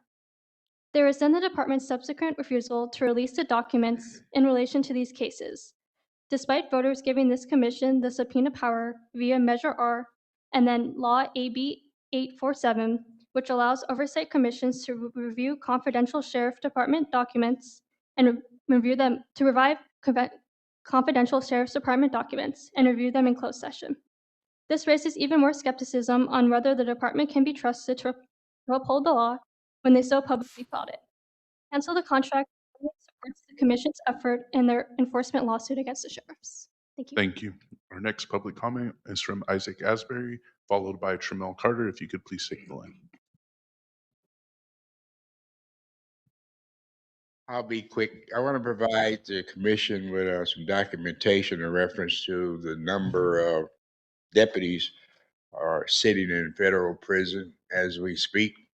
That's all I have.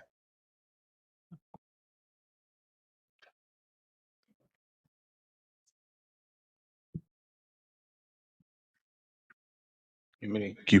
Please go ahead. And Ms. Mosley, for your report, I would like to say thank you. And I also would like to say thank you because throughout periods of meetings coming back and forth to this meeting, I will contact your office. And if you are there, you will pick up the phone and take a complaint if needed. While I'm on the phone going through something, you have done that. And so I would like to say thank you. In response to the letter to AG Bonta, I will also be submitting a letter to AG Bonta to also have his office to review the footage of November 2025 when I was here. And I was told by the chair that they do not ask whether or not people are still on the force pending the investigation. I hear the words families, community, loved ones, and no one should have language directed to them in a discriminatory manner. But each time before I get up to speak, an admonishment has been given. At the last meeting it was done, when I hear my name to be spoken, an admonishment is given about professionalism. I never ever use profanity or anything. So if the commissioner takes offense to someone expressing themselves, they have the right to do that. And again, only Mrs. Cooper and Ms. Mosley were the only 2 people that stood up for me regarding my matter from 2024. Complaints can be Thank you. revisited. My complaint was never revisited. Our next public comment is from Deanna Brock, followed by Vanessa Perez. If you could please take the line.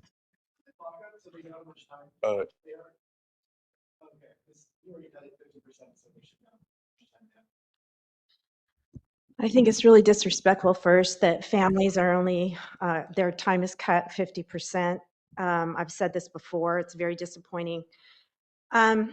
AB 847 became law January 1st. Meet and confer is a stall tactic.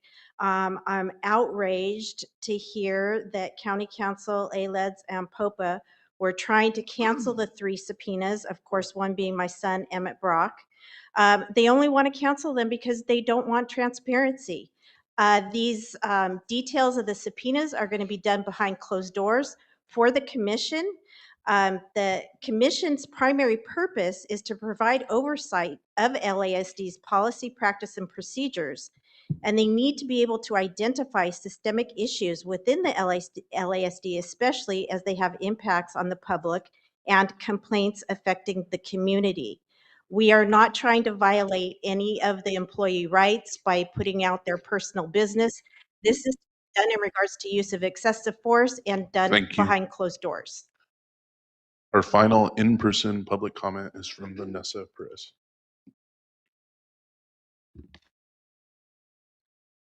My family, with the help of the COC, has been fighting for answers that should never have been this difficult to obtain. At least not this difficult for you, the COC, who oversees the Sheriff's Department.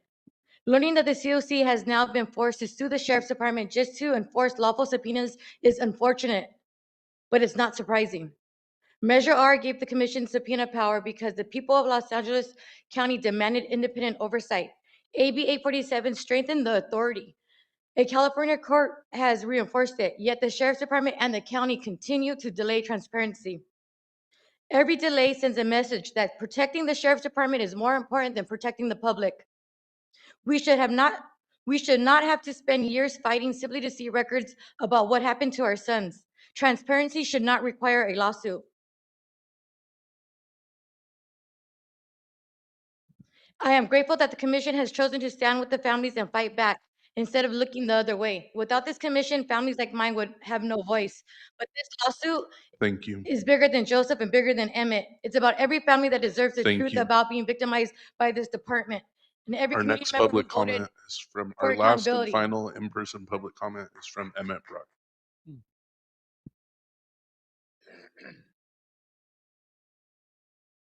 I'll just say it again to start. Maybe somebody else could have cut part of theirs so that people that come here once a month would get a full 2 minutes, because 1 minute is kind of insane. You're cutting it 50%. We are only here once a month to speak. So just going to start with that. I know it's off topic. I apologize. These subpoenas getting canceled is ridiculous. The fact that it was done behind closed doors is ridiculous. When I was here last time, I had some words for county council. I meant them, and I stand by them because of this, right? Because of this is what happened.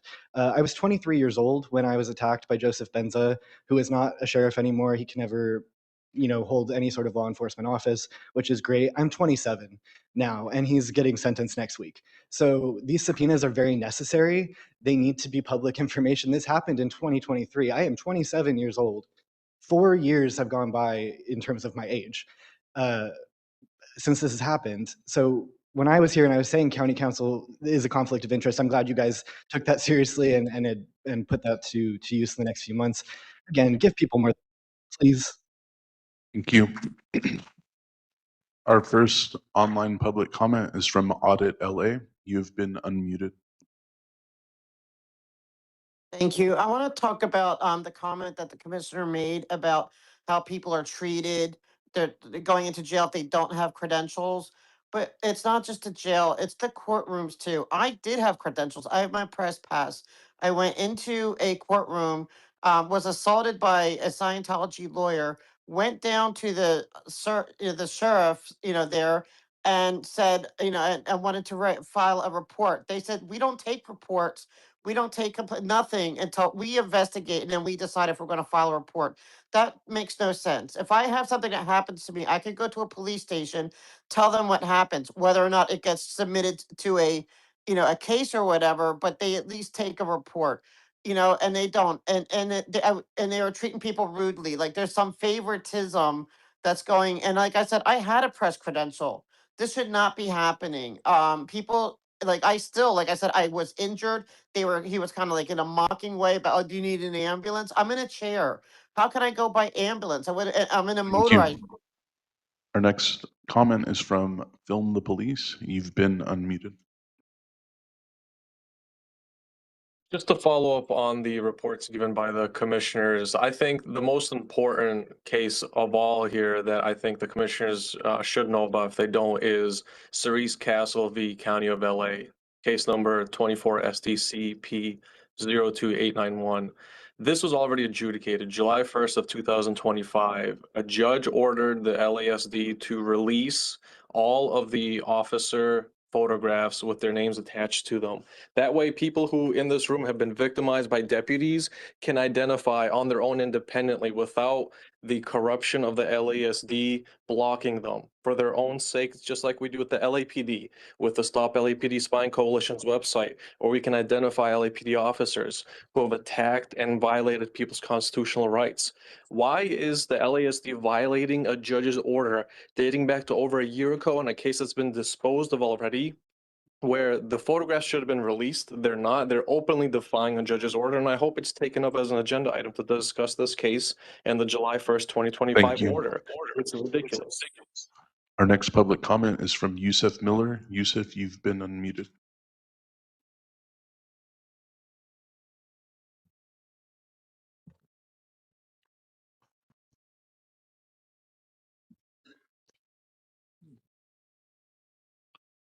Yusuf, you can go ahead.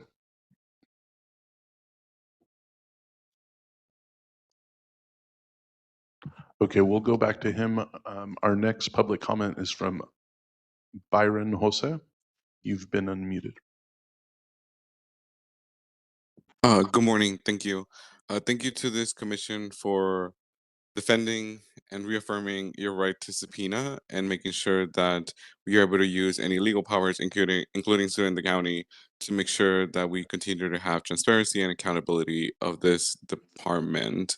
We're gonna have to start asking county council to show us their tattoos so we know what is it that they're so afraid of defending and not allowing the public to see.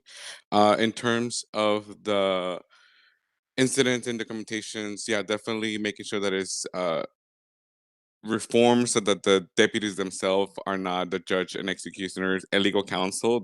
We know that county council allows them to act as if they have no legal ramifications, but that needs to be stopped. Thank you. Thank you. Our next public comment is from Tasha Williamson. Tasha, you've been unmuted.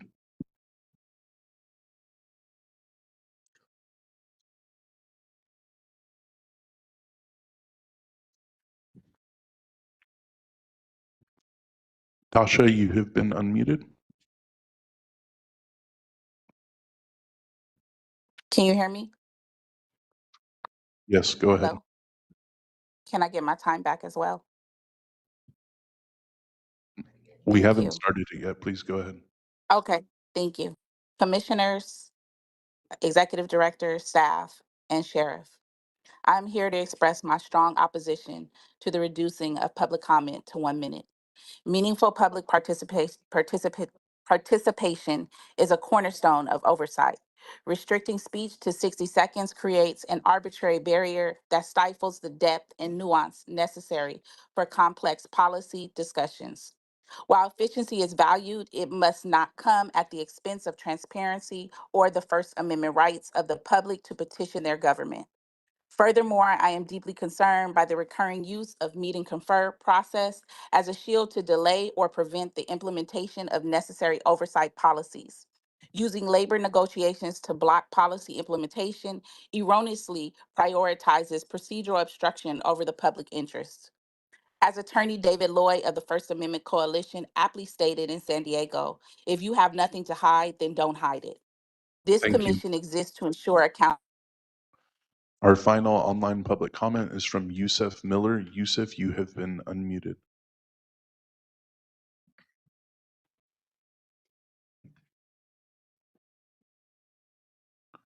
Go ahead, Yusuf.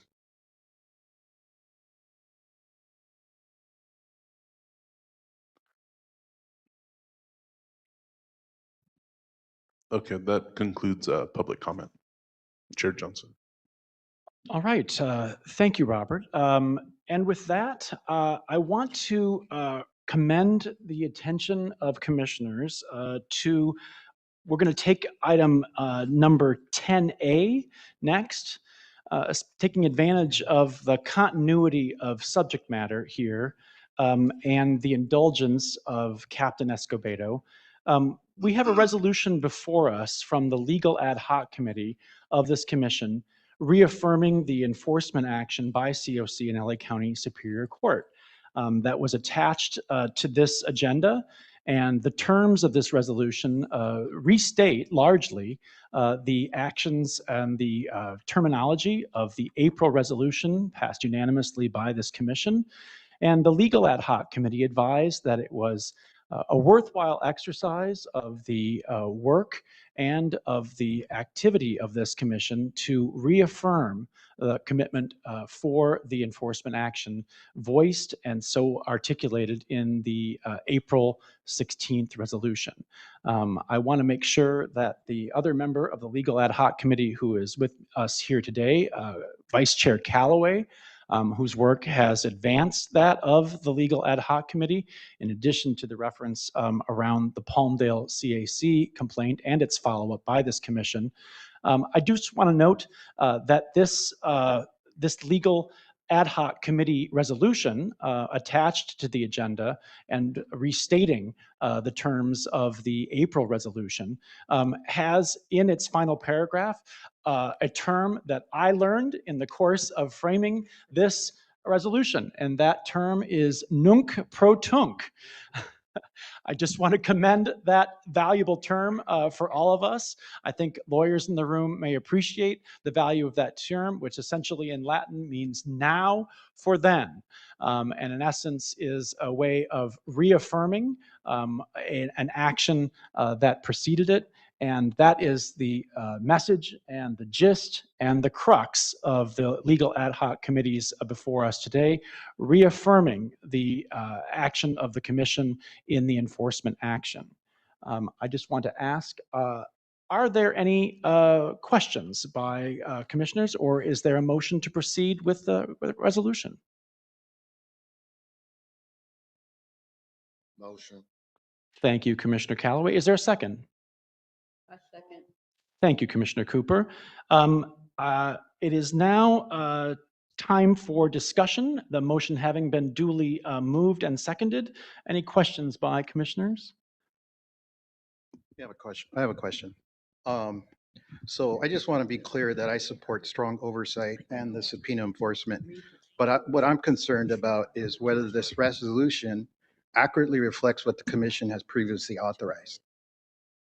As I looked at the documents, and I spent a considerable amount of time in reviewing these documents in preparation for today, I looked back at the January 2026 action which allowed us, as a body, we allowed the chair to select qualified, unconflicted pro bono counsel based on demonstrated need.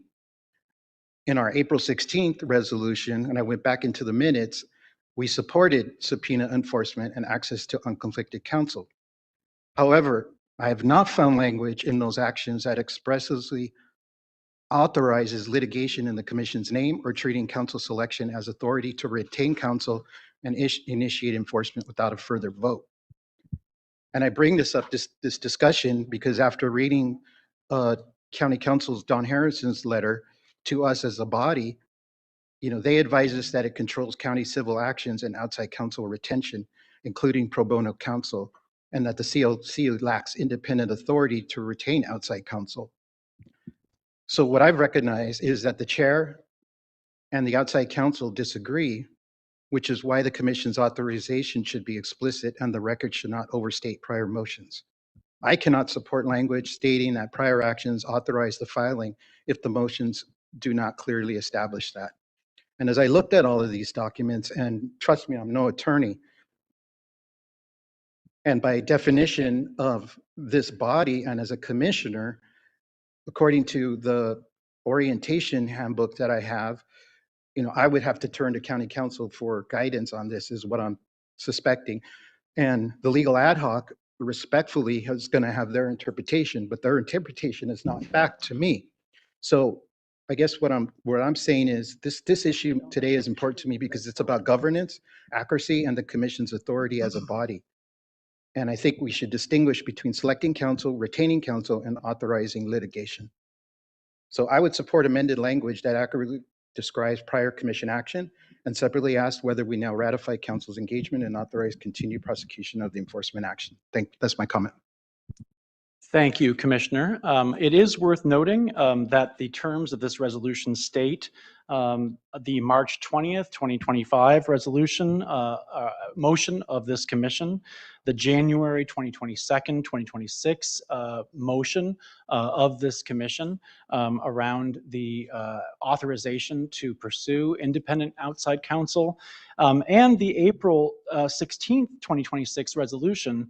All of those passed unanimously, including with your support, and that those motions and resolution together did constitute a sequence and a clear cause of action and authorization for pursuit of the enforcement action and the retention of independent outside counsel, about which there was considerable debate at each of those meetings and much discussion even at other meetings of this commission. I do just want to ask any other questions by commissioners about the resolution and the reaffirmation that it contains of those prior unanimous actions of this commission from 2025 and into 2026. I just want to, response to that. As far as, going back to the motion language, it was empowers. And I have not found any language that indicates there was an express authorization. And to me, that's a procedural question or a procedural comment. It's like, again, I'm not an attorney, and I have just problems with this because this is, to me, didn't come to us. Or if we're going to play games with language, somebody please tell me, where is the express authorization to file this litigation? Any other commissioner? I would just note that the terms power and authority are generally understood to be synonymous. And I don't see any gamesmanship or wordsmithing going on in the terms of the resolution, nor in the prior motions or resolution. Vice Chair Callaway. I would also just attend that we have two attorneys who looked thoroughly through this and did not have any issues because it was a unanimous decision. Yeah, and I think that my question is, again, looking at this from a governance perspective, how do we proceed with this when we did receive that county council's June advice that the commission cannot independently take actions? I'm kind of at a dead end of trying to figure this out as a commissioner that serves at the will of the Board of Supervisors. So whatever gamesmanship or language, to me, it's important to have the correct language if I'm going to make a decision. And I don't feel that process has played out like it should be. And I respect that we have attorneys. I grew up with a father who was an attorney, and the importance of language here, I think, in my decision at least, is important. And so again, I ask, can we get language with express authorization? I feel like this is not being discussed. I'll just leave it at that. Thank you, Commissioner. Chair, Yes, Commissioner Cooper. I just need clarification. Vice Chair Arthur, you did mention that there was two attorneys that looked over this document before it was presented. Was those the attorneys that served recently on this board? Yeah, Newhouse and Jamon. Thank you. I would note just for the record that Commissioner Hicks is not with us because he is in trial and jury selection now, fulfilling his duties as a practicing attorney. And Commissioner Newhouse, a long practicing attorney and teacher and professor of law, is not able to join us because of pre-existing travel plans elsewhere. But they vetted this extensively. It was authored principally by Commissioner Newhouse, and the Legal Ad Hoc Committee approved it unanimously, commending it for commissioners with clarity for the purposes of reaffirming the enforcement action that this commission took last month. Any other debate? Seeing none, I open to public comment. Robert, are there any public comments on this item? Yes, we have one in-person public comment from Raquel Dörfler. If you could please take the mic.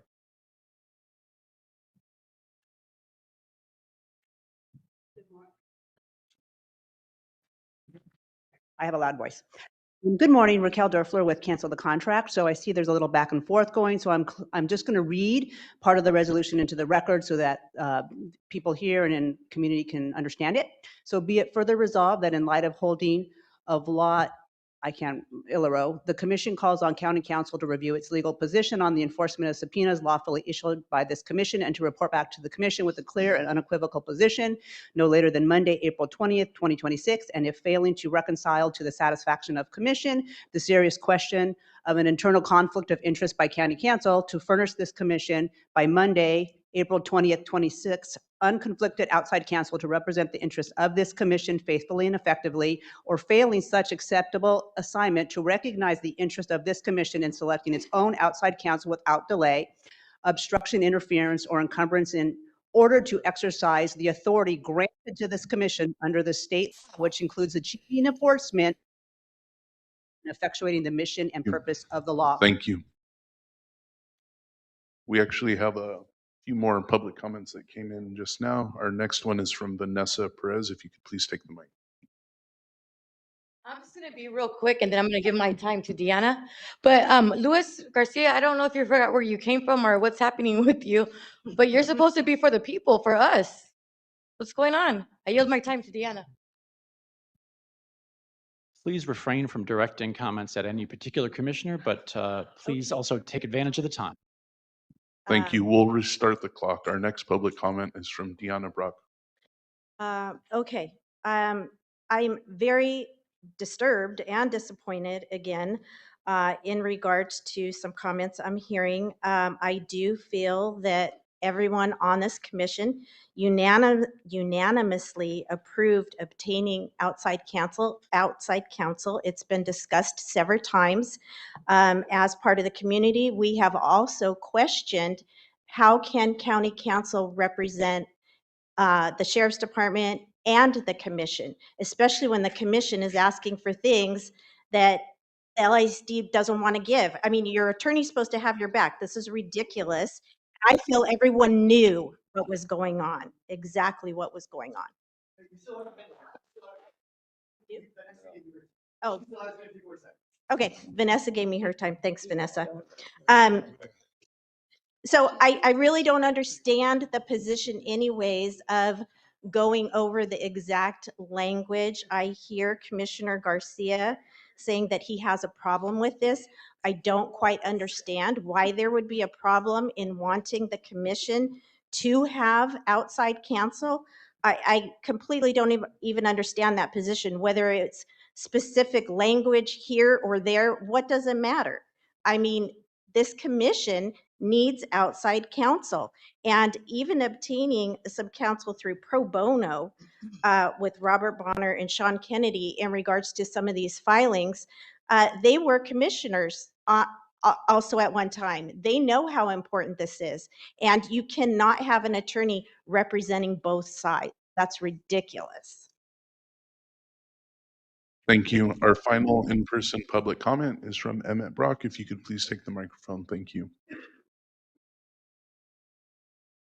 It's very strange and disturbing to me as well that I won't say any personal attacks, that everybody except one person sitting at these tables is somehow in agreement with holding back these subpoenas. It's against the law. It's against the law. You're breaking this AB 847 that was put into law. How can you just break the law? I know we're living in a crazy country where everybody breaks the law in government, but we're not supposed to do that here. Not in LA, not in California. We're supposed to be the people that are better, that do better, that hold people accountable. How can you have a counsel that goes for both sides? It doesn't make any sense. It would be as if my attorney who was protecting me from being assaulted by the sheriff had the same attorney as the sheriff. That's why nothing would get done. But thankfully, that's not the way the world works. I highly encourage that independent counsel maintains the law. You're not even looking at me, Mr. Garcia. And I appreciate if you would give me the same respect they're asking me to give you at the council as you continue to not make eye contact with me. But anyway, I think that these subpoenas are necessary, and I think it's very strange that you're on this council. Thank you.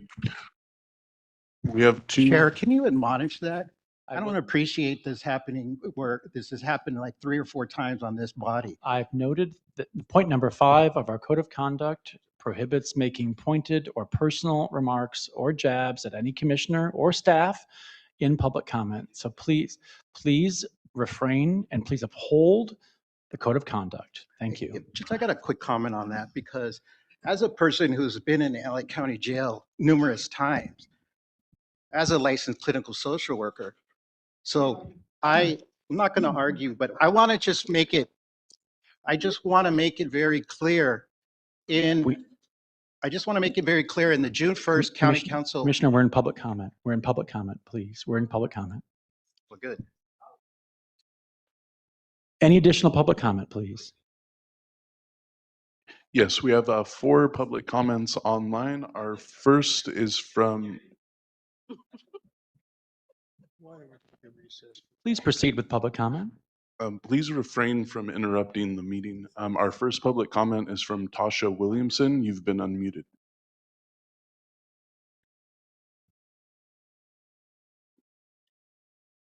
Thank you. I guess I have questions as well, and I know you can't answer them, but I'm wondering, based on what Commissioner Garcia is saying, is there currently a mechanism for the commission to unilaterally retain paid outside counsel? Um, it kind of feels like maybe you don't have the budgetary or structural authority to hire your own attorneys.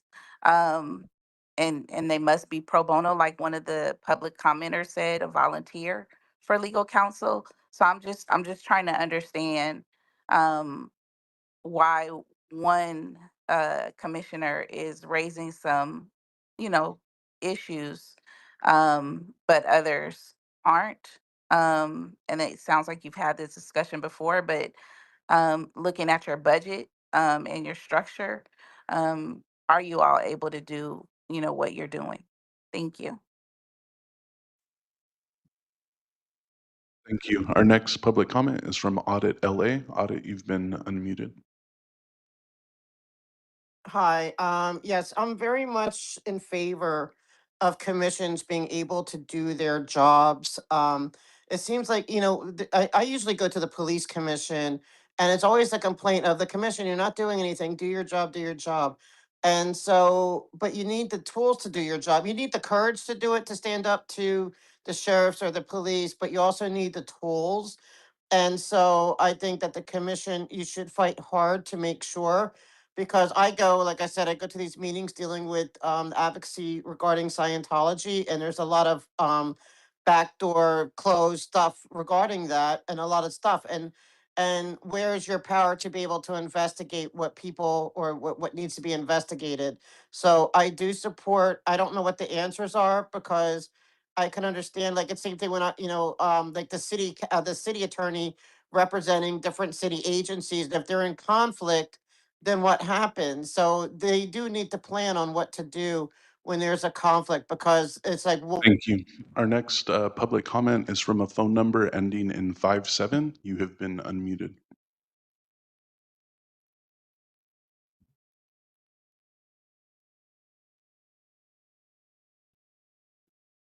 Okay, we'll get back to that one. Byron. Hi, can you hear me? Oh, yes, please go ahead. Yeah, you got to give us a little bit because when we're on the phone, it says *6 and then hold on until you're anyway. So how much time do we have for public comments? You have 1 minute. Okay. So I am a child that was born and raised in the cult of Scientology, and we're noticing that the last 3 years we've been having some major harassment by Kendrick Moxon, who has been one of the main fraudulent lawyers of Scientology, who himself has covered up crimes of his daughter's death and stuff like that. He was part of the Operation Snow White that covered up all the conspiracy and everything, how they took over the IRS status to get the status they have, et cetera. So they're a corrupt organization hiding behind a religious status, and we're being I'm sorry, assaulted. you We've can, been, Miss, you can please make general public comment. Your comments have to be related to this agenda item. Our last and final public comment online is from Byron Jose. You've been unmuted. Thank you. I wasn't going to speak on this item to make sure that one public comment should have been cut in half for the family members and people that take the time to be there while balancing that there's a very robust agenda. This commission should retain its own counsel, right? We continue to see it time again. We don't need to relitigate this conversation.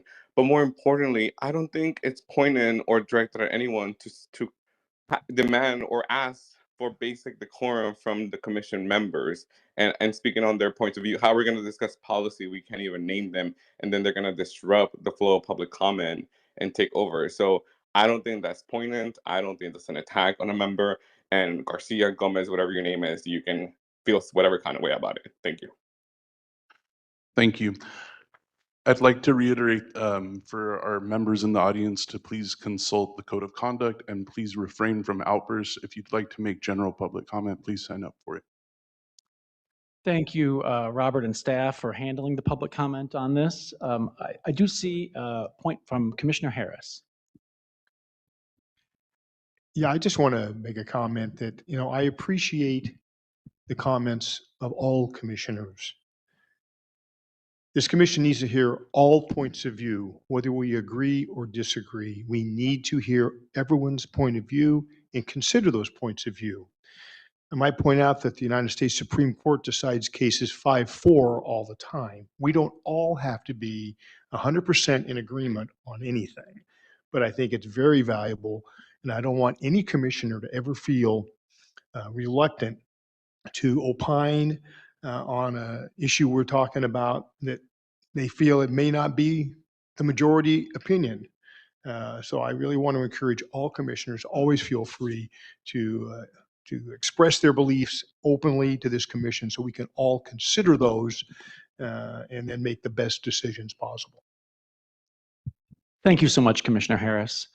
And Vice Chair Callaway. Yeah, I want to just echo that. Is like when we are in here, it is to have the discussion, and that is all parts of the discussion. So if we are in disagreement, that's great. That means that we're doing the job that we're supposed to do.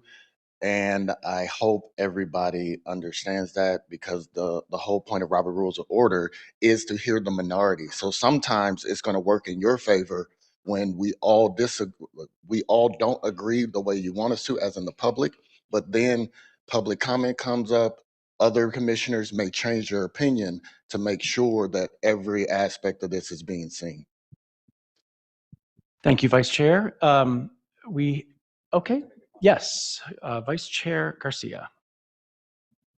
So from my lens and from my vantage point, I see this as a very important matter to me. And it's a very important matter to me. And I'm not going to make my decision based off what I hear. I'm going to verify, and I'm going to spend the time analyzing what I'm making a decision to. So my only request, as a person representing my community from where I live, I have a duty, and from my insight, which I think for me, there's this disagreement between the authority of county council and the opinion of our legal ad hoc. So in the June 1st letter from county council, Don Harris, and I'll just read it real quick.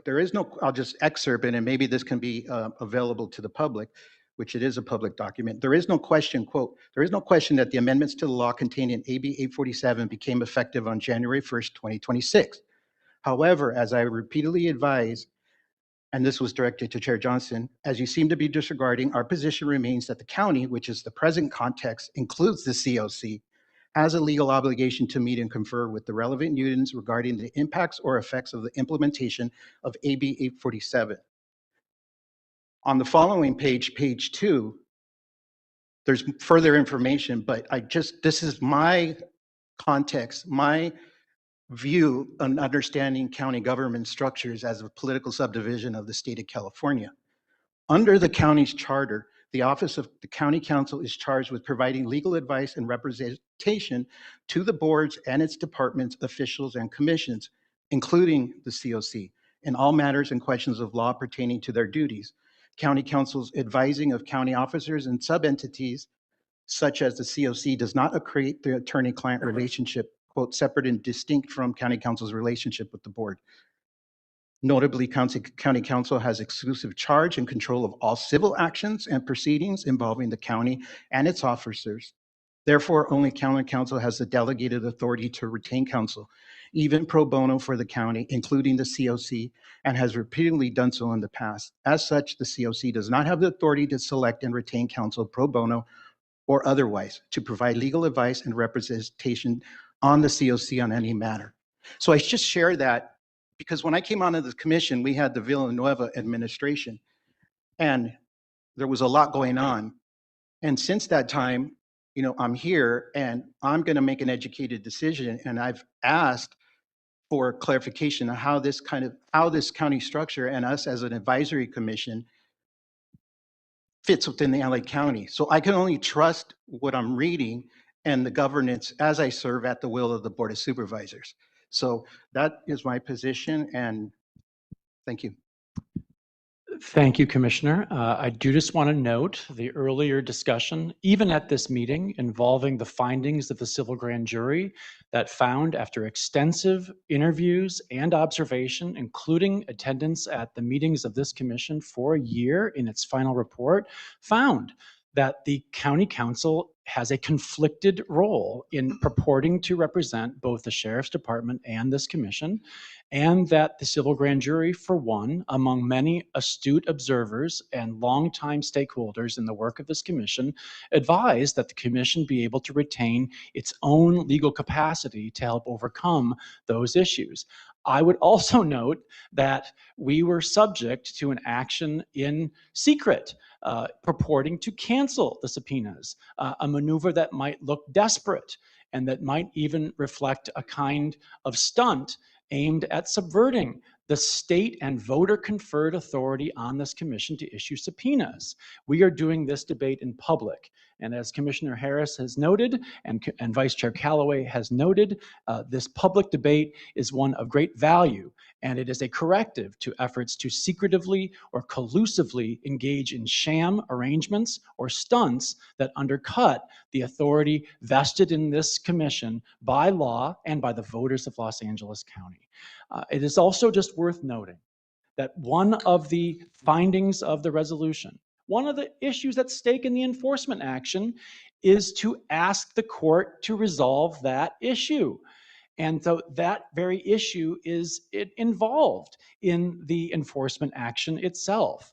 I think it's important that the previous actions of this commission are speaking for themselves in this matter, and that we have, as this commission's own discussion, even at this very meeting has shown, very weighty outside counsel and outside stakeholders providing advice and shedding light on these two key issues that are really at stake also in this enforcement action.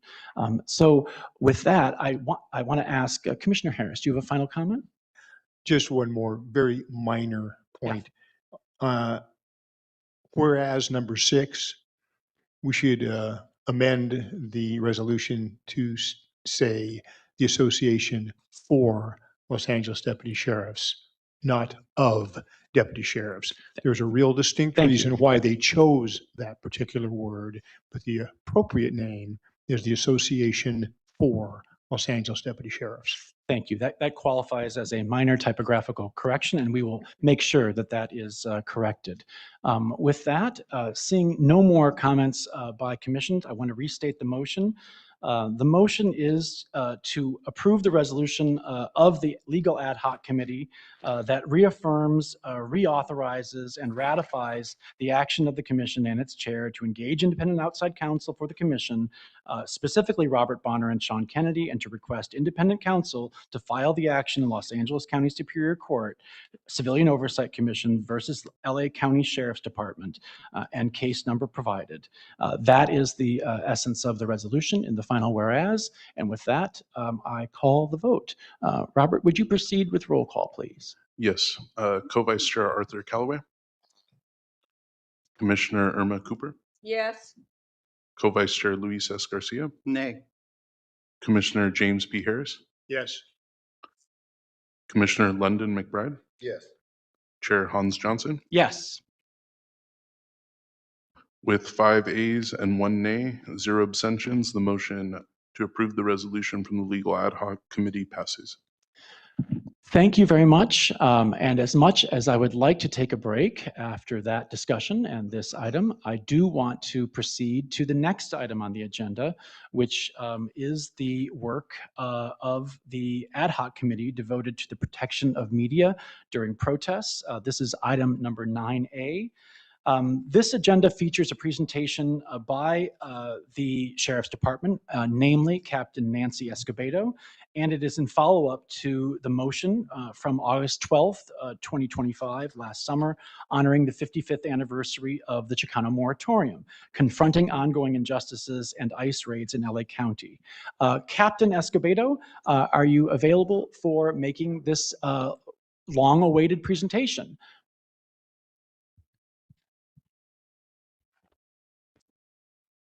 Thank you for joining us again today, and thank you for the work referenced by the sheriff himself during his remarks earlier today.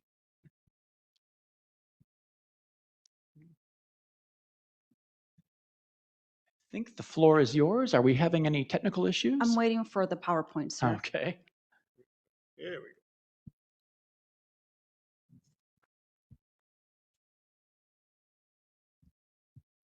Thank you. If I can get the next slide.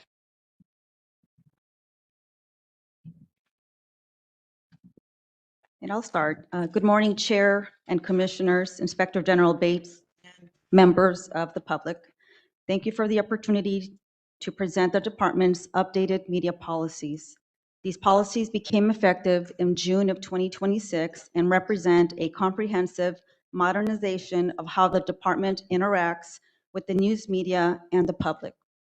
The updates reflect lessons learned from recent incidents, as well as feedback from a broad range of stakeholders, including the Office of Inspector General and members of the Civilian Oversight Commission. Their primary objectives are to foster transparency, protect constitutional rights, improve consistency across the department, and enhance public confidence in our work. Next slide, please.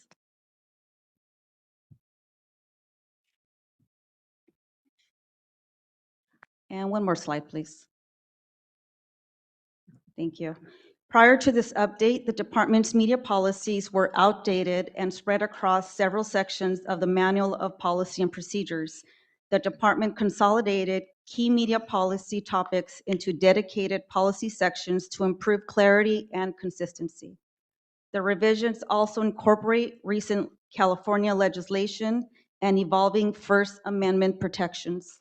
This creates one standardized framework for department personnel. Next slide, please.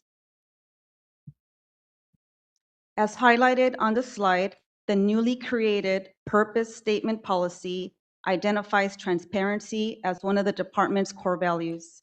It states that providing information to the public is an important department responsibility. It also recognizes that protecting First Amendment rights is essential to maintaining public trust. The policy makes clear that transparency and officer safety work together, not against each other. The updated media policies also comply with California Penal Code sections 409.5 and 409.7 by protecting lawful media access to emergency scenes and First Amendment events while balancing public safety and operational needs. Next slide, please. One of the most significant updates is the clear recognition that journalists and members of the public have the right to record deputies when they are lawfully present. Recording police activity by itself is not suspicious behavior. The policy prohibits deputies from interfering with lawful recording or demanding identification solely because a person is recording. These provisions reflect both constitutional protections and California law. Next slide, please. The revised policy improves access for credential media during emergencies and disasters whenever it is safe to do so. Credentials are intended to help identify journalists and facilitate access. However, the absence of a credential alone does not mean someone is not or should not be recognized as a member of the media. Constitutional protections for journalists and access to media areas do not depend on possessing a credential. During a critical incident commanders remain responsible for protecting public safety, while the policy also recognizes the essential role of independent media in keeping the public informed during critical events. The goal is to provide media access without compromising public safety or the integrity of investigations. Next slide, please. The Sheriff's Information Bureau remains the Los Angeles County Sheriff's Department's primary communications office. Centralizing public communications helps ensure information released to the public is timely, accurate, and consistent. The policy also reminds all department members to interact with media representatives in a professional and respectful manner. In some situations, field personnel may provide basic information while significant media inquiries and events are coordinated through the Sheriff's Information Bureau. Next slide, please. The updated policies reinforce that transparency must be balanced with privacy rights. One example is the booking photograph request policy, which provides that as a general rule, booking photographs or mugshots are not released to the public. Limited exceptions exist when releasing a booking photograph serves a legitimate public safety purpose, such as asking for the public's assistance in locating a dangerous suspect or fugitive. The policy also continues to protect victims' information, medical information, and confidential investigative information as required by law. Overall, these provisions ensure that the department remains transparent when appropriate while protecting sensitive information and individual privacy.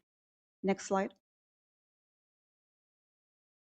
Another important update is the addition of safeguards for interactions with members of the news media. The policy requires documented justification and executive approval before investigating a journalist in connection with news gathering activities. Likewise, arrests related to news gathering generally require approval from senior leadership unless an emergency makes prior approval impossible. These requirements add an additional layer of accountability and help ensure decisions affecting journalists receive appropriate oversight. The policy recognizes the important role of a free and independent press while allowing department personnel to enforce the law when conduct falls outside protected First Amendment activities. Next slide. This policy reinforces accountability by requiring supervisory involvement whenever enforcement action involving a member of the media is being considered. For significant enforcement actions, approval from the undersheriff is required whenever practicable. It also reaffirms the department's commitment to protecting First Amendment rights by ensuring that journalists are not subject to enforcement action simply for engaging in lawful news gathering activities. Next slide. In closing, these policy updates reflect a collaborative effort with our stakeholders and reinforce the department's ongoing commitment to transparency, accountability, and constitutional policing. They provide clear guidance for department members while protecting the public's right to receive information and safeguarding First Amendment rights, respecting individual privacy and ensuring lawful access for duly authorized members of the news media. By promoting consistent decision-making, responsible communication, and appropriate oversight. These updates help build public trust, foster positive relationships with the community and the media, and reaffirm the department's commitment to serving the people of the Los Angeles County with professionalism, integrity, and respect for the rule of the law. This concludes my presentation. Thank you for your attention, and I'd be happy to answer any questions. Thank you, Captain Escobedo. Are there any questions from commissioners?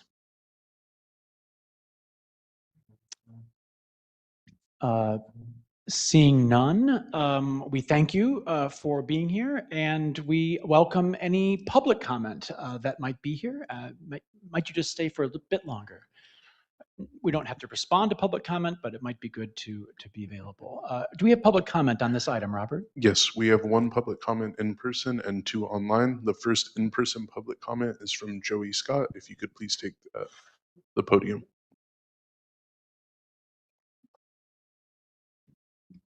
Hello, commissioners. I am a journalist here in Los Angeles, cover policing, including this department. Part of that has been covering protests since 2020. I want to say that Luna's remark that the media told him, we can't believe how much has changed. I don't know if they've seen firsthand on the ground, but in covering the No Kings protest, my colleagues were shot at with tear gas, less lethals.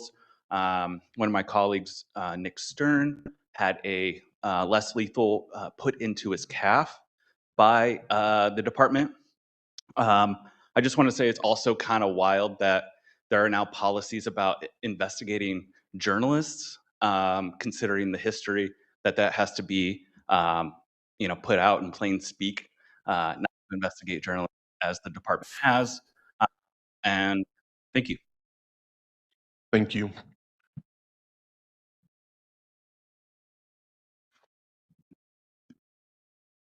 Our first online public comment is from Audit LA. Audit, you've been unmuted. Hi, I've already touched on this earlier, that I do have my own press pass and that I am a media. I produce my own independent media. I deal with Scientology abuse and their victims, and city and county and state transparency and accountability. We are not treated, the press is not treated correctly. I told you that I was in the courtroom when I was attacked by as the city, not the city attorney, the Scientology attorney, Kendrick Moxon. I was assaulted, and the sheriffs did not have any respect. They were horrible. And it's all because I am a media person that is covering Scientology. It is personal because the sheriffs then allowed people to, who are hostile to the press to get away with stuff they shouldn't. And I want to file a formal complaint with someone that will hear me out and listen to me. And I don't know where to go to actually do that. This happened at the Thank Stanley you. Mosque. Our final online public comment is from Film the Police. You have been unmuted. Just to follow up on that previous commenter's story there. So it went beyond that. The sheriff's deputies that actually responded to her at the courthouse outright told her that she cannot record in the hallway of the Stanley Moss courthouse. However, they expressly allowed a member of the Church of Scientology to do that and did not reprimand them. And actually took it a step further, told the commenter Audit LA that what she was doing was illegal, but that what Scientology was doing with filming in the hallway was perfectly fine. And so we have here outright not only violations of the media, but we have outright favoritism of a religious group by the LASD. And the LASD actually has a very deep and disturbing connection and history with the Church of Scientology that definitely needs to be very looked into. In fact, Lee Baca peddled the Narconon program for Scientology for decades. Lee Thank Baca you. was. That concludes public comment. Thank you very much, Robert. With that, we are going to take an issue out of the agendized order here, but we have discretion to do that, given that we are joined by our acting inspector general, that is Eric Bates, who's with us here today to provide an update on the activities of the OIG. And I'm pleased to welcome Eric Bates back to this commission. Eric, the floor is yours for an update, including some remarks and maybe some preview, whetting of appetites about the quarterly report from the OIG. The floor is yours. Right. Good morning, Commission. I really don't have anything noteworthy since our last meeting together, but I did want to address some questions that Commissioner Garcia, I believe, had at the last meeting, which was relating to inmate grievances and health service request forms that may or may not be available and complaints of that.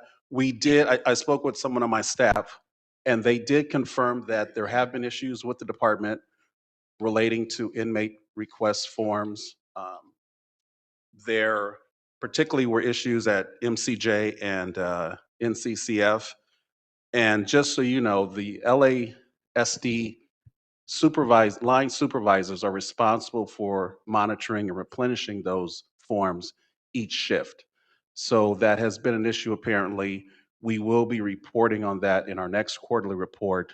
I believe Assistant Sheriff Macias is aware of that and is working on that. So we'll be able to report the progress on that in our next report. And something that came up that I didn't expect to comment on, and that's media rights. As you know, as being the interim, I think it's important for me to go out and familiarize myself with all aspects of the department, since we're oversight, not only the ones that we've been traditionally reporting on, but also to see if there are areas that we should be reporting on because there's issues. And one of the areas that I went to observe, because I'm accepting invitations that the sheriff has for me to go to different meetings and trainings and whatnot, and one of them was on media rights. And I was there, I believe the meeting was a couple of months ago, and I was pleasantly surprised by the training of the staff, and it was supervising staff who will be relating this to their staff, issues of media rights and reporters out at the scene and the contact and the appropriate response that staff should have to the reporters. And it was actually a history lesson because it went in depth about First Amendment rights and the right of the press. And it was not cursory at all. As I said, I learned a lot. There were things that I had not heard of since high school, and they seemed to really stress the importance of not interfering with the press when they're at the scene, even giving examples of if a deputy is there and a reporter comes up and wants to know information. Of course, the deputy cannot divulge sensitive information, but the response should not be no comment. It can be providing basic information. But again, it only matters if that plays out in the field. And we've heard from public comment today that there still may be issues that reporters have in the field. So I will be monitoring and seeing if there's a disconnect, but I am happy to hear at least the training is appropriate. But as we know, training doesn't matter at all if it doesn't get out to the field.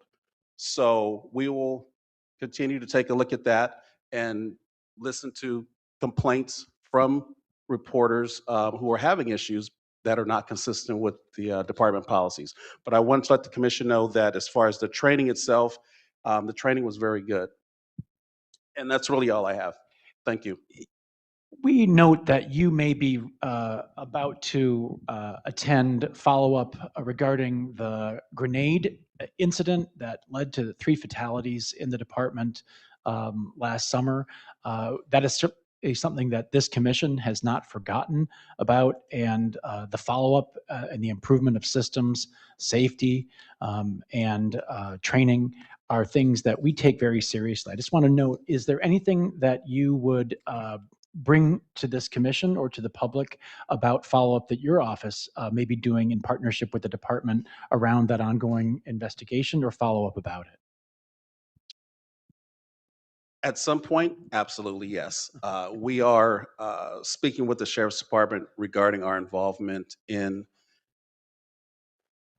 oversight of any gaps that may have been there, how those gaps may be being addressed. So the initial conversations have been very good about that. And I do hope to be able to provide more information, even by way of a report sometime in the future. But it is just at the beginning stages. And not to put the office on the spot or you personally in any way, but we are in the aftermath of the civil grand jury report, which had some trenchant things to say about the Office of Inspector General, its collaboration with this body, and with oversight in general in the County of Los Angeles.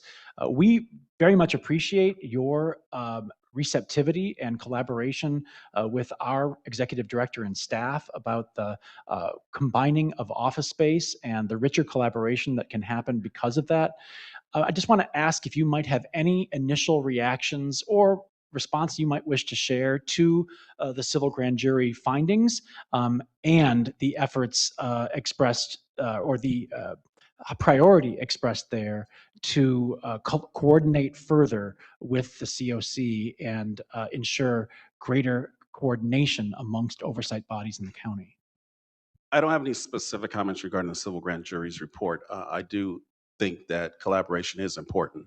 I think the COC, OIG, we do overlap in the areas that we are responsible for, and I think oversight as a whole is better when there is collaboration. But it is important, obviously, to withhold and retain your own independence in certain areas. That's the beauty of having separate oversight entities. But collaboration absolutely is very helpful. And I think we've been collaborative in the past, and obviously it's my intent to continue that collaboration. And just one other note, because it does come up at NACOL from time to time, it's an issue in California. Other jurisdictions have a pegged amount in their budgets at the municipal level for oversight-related funding. And I want to just ask if you might be open to exploring that discussion with the COC about ways in which we might all avoid the pinch and the effects, very negative. Even the executive director was making reference in our ability to attend the NACO conference as a result of curtailment.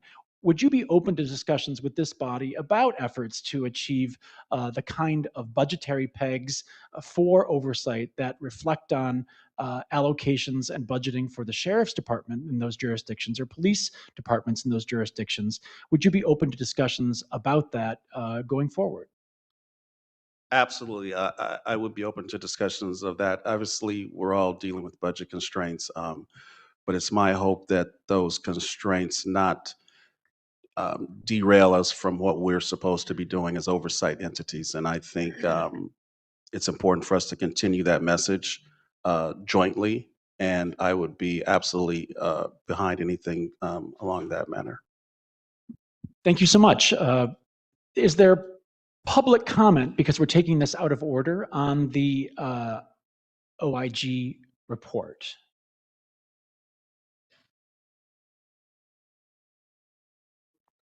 We have two in-person public comments on this item. The first one is from Olivia Irene Fitzsimmons, if she can please take the microphone, followed by Tramel Carter. Thank you.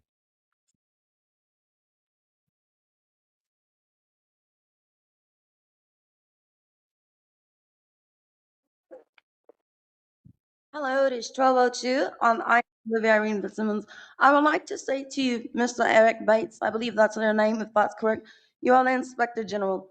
And I noticed that you said that employees have been failing to print out reports and forms as they are mandatory to do so at the end of every shift.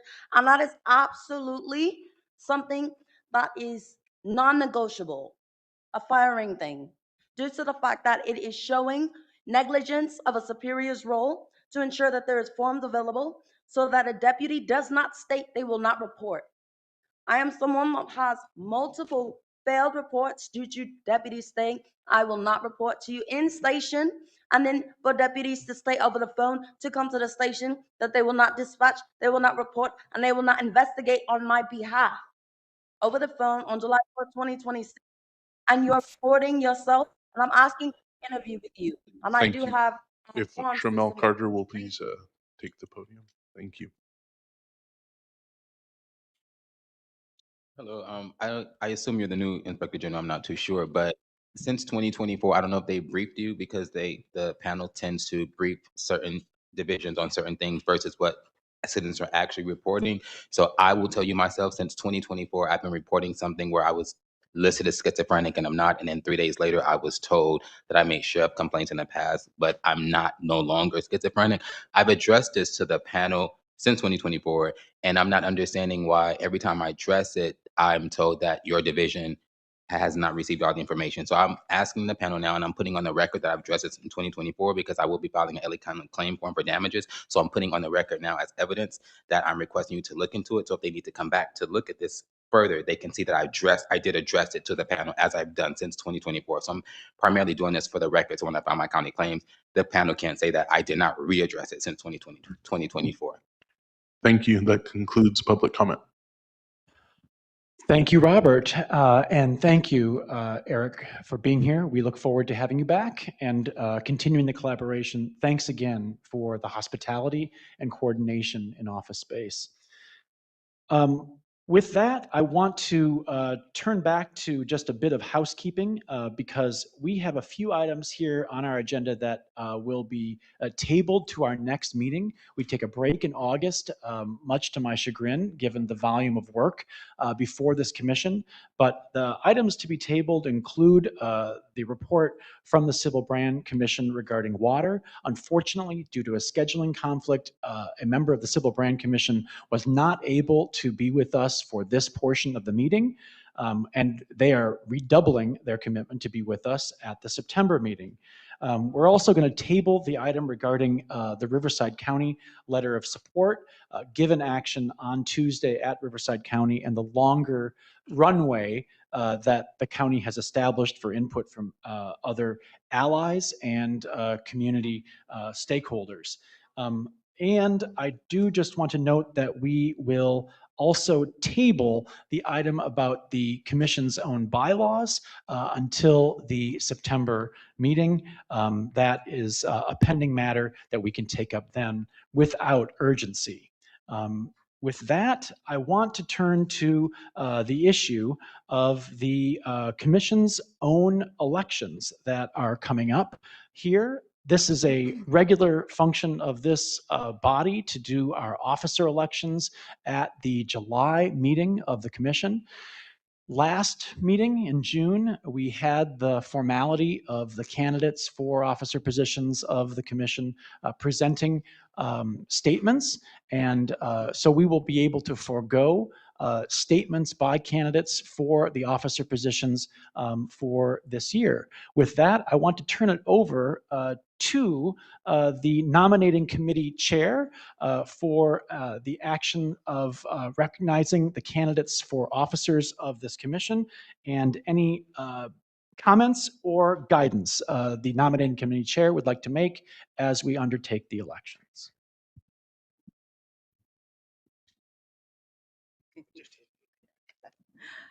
Thank you, Chair Hans Johnson.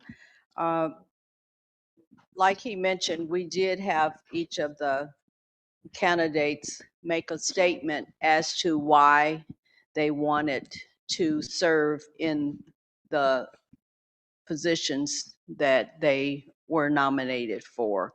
So we're going to go forward with the vote for the nominee for chair, and that is our current chair, Mr. Hans Johnson.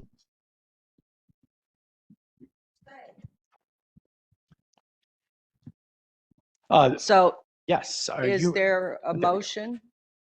Motion. A second? Second.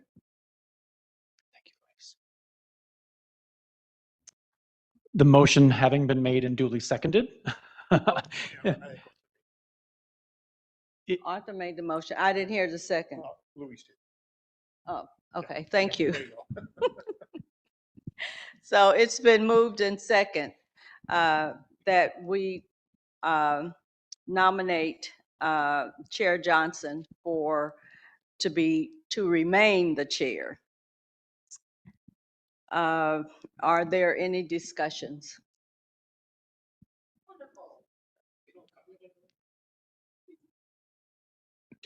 Okay.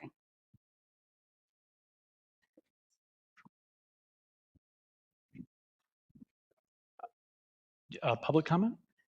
Do we need public comment? Yes, Okay. we do have public comment on this item.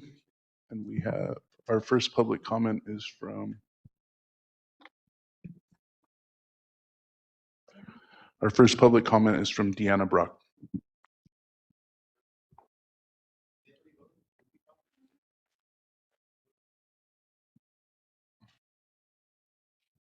I'm sorry, I don't know if this is out of order because she had only spoken about that one position. So should I wait until we talk about the other nominees? No, it's public comment on this particular item.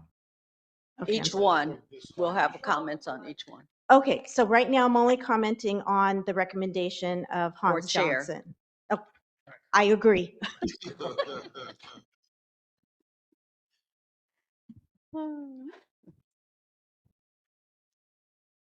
Our next public comment is from Tramel Carter. And if Vanessa Perez could please take the podium. Hi.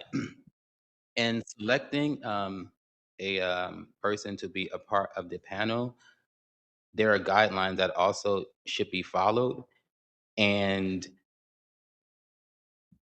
a commissioner who has demonstrated bias or discriminatory treatment toward a member of the public, which has been displayed on November, at the last meeting in November in 2025, that would undermine the public confidence in the independence and fairness of the sheriff oversight process. The board should appoint a chair who will conduct meetings impartially, treat all members in the public with dignity and respect, and should uphold the Los Angeles County's committed to equity, non-discrimination, ethical governance. I would like to have Mrs. Cooper to be one of the members to be selected as the chair. Again, I would like the panel to look at the video from November of 2025 to show the bias that was forced upon me by this chairperson. I think it's unethical for people to vote against that when she was the only person, Ms. Cooper, that stood up for me that day. So this is, if we acting like the game Thank that you. you guys say the sheriff departments do, sticking together and not Our pointing out final what's wrong. public comment in person on this item is Vanessa Perez. If you could please take the podium.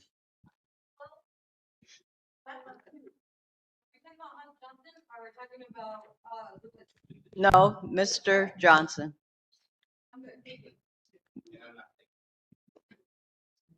That concludes public comment on this item.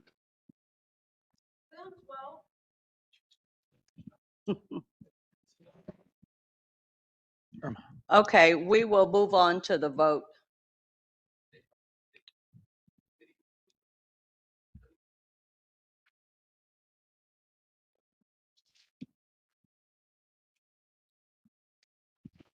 We are now at the vote. We will now move on to the roll call vote to select the commission's chair for fiscal year 2026-2027. Co-vice chair Arthur Callaway. Yes. Commissioner Irma Cooper. Yes. Co-vice chair Luis S. Garcia. Yes. Commissioner James P. Harris. Yes. Commissioner Jamon R. Hicks. Absent. Commissioner London McBride. Yes. Commissioner George Newhouse is absent, and Chair Hans Johnson. I concur. With 6 votes, Chair Johnson has been elected to serve as chair of the commission. Thank you, commissioners. I'm very honored to continue to serve in this role on behalf of all of us. Okay, now we'll move on to the election of the commission's first vice chair. Currently, we have 2 nominees for first vice chair. They are incumbents, co-vice chair Luis Garcia and co-chair Arthur Callaway. At our last meeting, we heard statements from both, And now we will need a motion to vote to elect our commission's first vice chair for the fiscal year 26-27. I will move that. A second? Second. Thank you. Now it's open for discussion. Yes, we have 4 people signed up for public comment. Our first one is from Deanna Brock.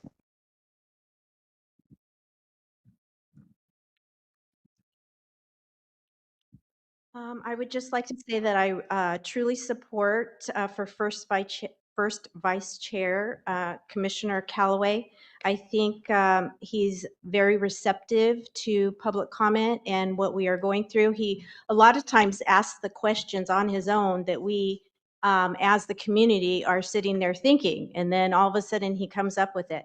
So I think he has a really good feel for what this commission is about. So I would definitely recommend him. Thank you. Thank you. Our next public comment is from Tramel Carter, and if Vanessa Perez could please take the line. Is this for both vice items or just one person? The Both? second one. For both vice, we're on a vice period, right? For both of them, Okay. yes. All right. In regards to the vice chair, I gave information to Mr. Callaway in 2024, and he told me things take time, things take time, things take time. I have not gotten a response back in regards to the matter I presented. Mr. Garcia, I gave my information to. He told me he has nothing to do with it. I have nothing to do with that division. I have nothing. So he just didn't take it all. So Mr. Callaway took the documents. I have not gotten a response. He's on the board of the ACLU, all these other discriminatory departments, but no one has responded to me since 2024. He told me it takes time. So that's my dealings with Mr. Callaway. Mr. Garcia never took the forms. I don't have any other person to say I would like to vote for. And then again, you guys have already made your decisions because no matter what we say, as I pointed out November 25th, that there was bias acts against me. I think it's bias at the panel when people are speaking about bias acts are not pausing things to go look at what I stated. So because I reported something biased, the vote still went on. So how is that credible when someone is pointing out misconduct? I don't think that that's fair. Our next public comment is from Vanessa Perez, and if Emmett Brock could please take the line. I just want to say real quick, I thank you, Arthur Callaway, for supporting us in the community. I come up here every month talking about my son, not because, he had a little slap on the wrist and was arrested and we're sad. No, my son was beaten nearly to death. And that's why I'm here every month. And I just want to express that, I think you're a good candidate for this position. Thank you.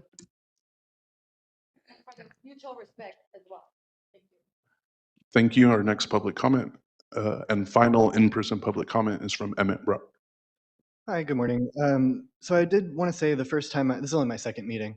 The first time I came, I was obviously incredibly nervous. It had been only about 3 years since I was assaulted by Joseph Benza. And it was my first opportunity to speak to Sheriff Luna directly. And he did make eye contact with me and was receptive the whole time. After that first meeting, Mr. Callaway came up to me and told me that I did a good job, that I was so brave to be here.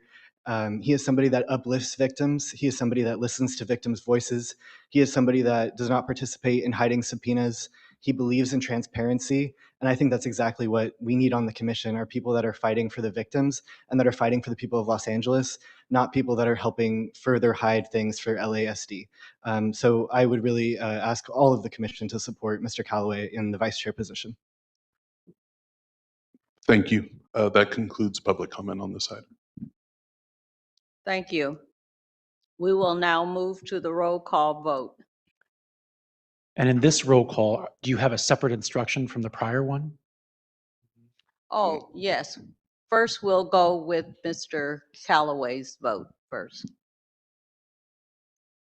So I'm going to go based off the script. When I call your name, please state the name of the candidate for whom you are voting.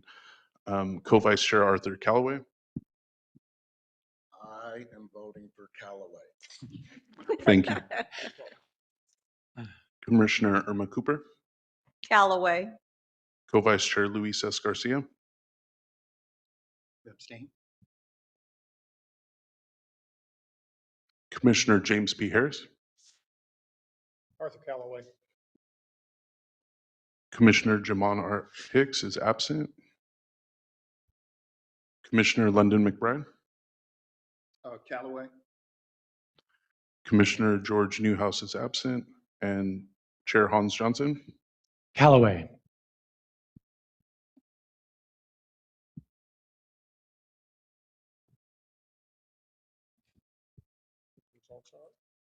And the results are for Arthur Callaway.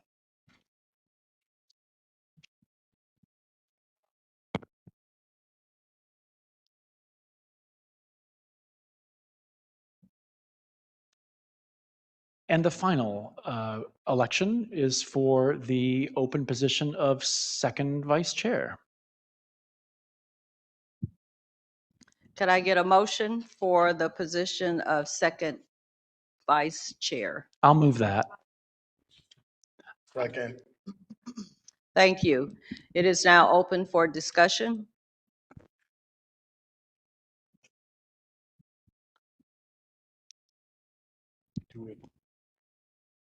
Hearing none, we'll take, There's no public comment on this item oh, for the this is second for vice chair. second vice.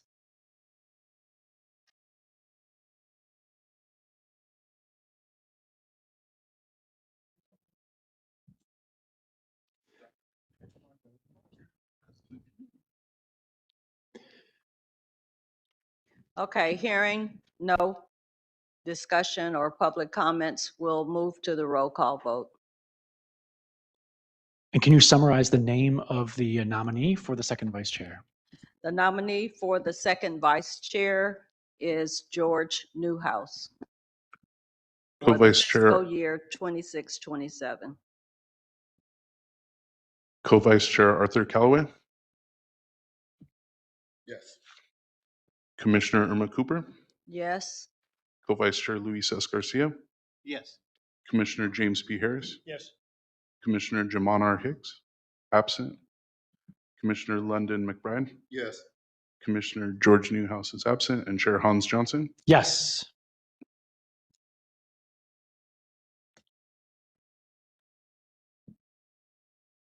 now the voting is closed and I'll turn it back over to Chair Johnson.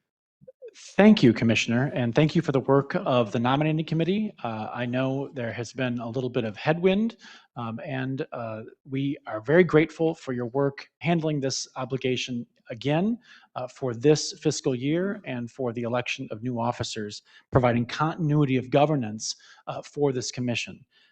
I just want to thank all of commissioners for their service. We serve as volunteers, which is part of our power and part of our prerogative.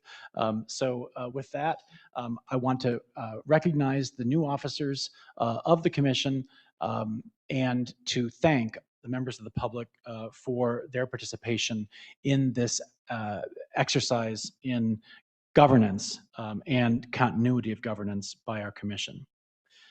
As noted, we have a few items that were tabled for the next agenda. 3 that are not tabled are those we will take up now before we deal with some of the commission's own ad hoc reports. I want to note that we have an item here recommending to approve the commission's response to the 2025-2026 LA County Civil Grand Jury Report.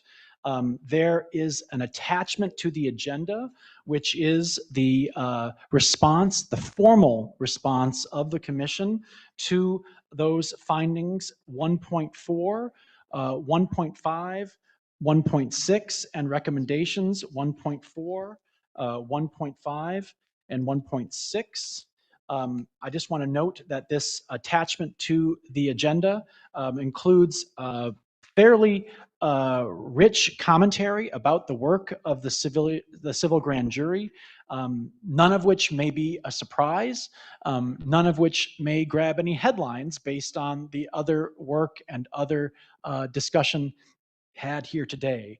But I do just want to repeat that the general response of the commission relates to 2 specific findings about the work of the COC, and one generally about the exercise of oversight in LA County.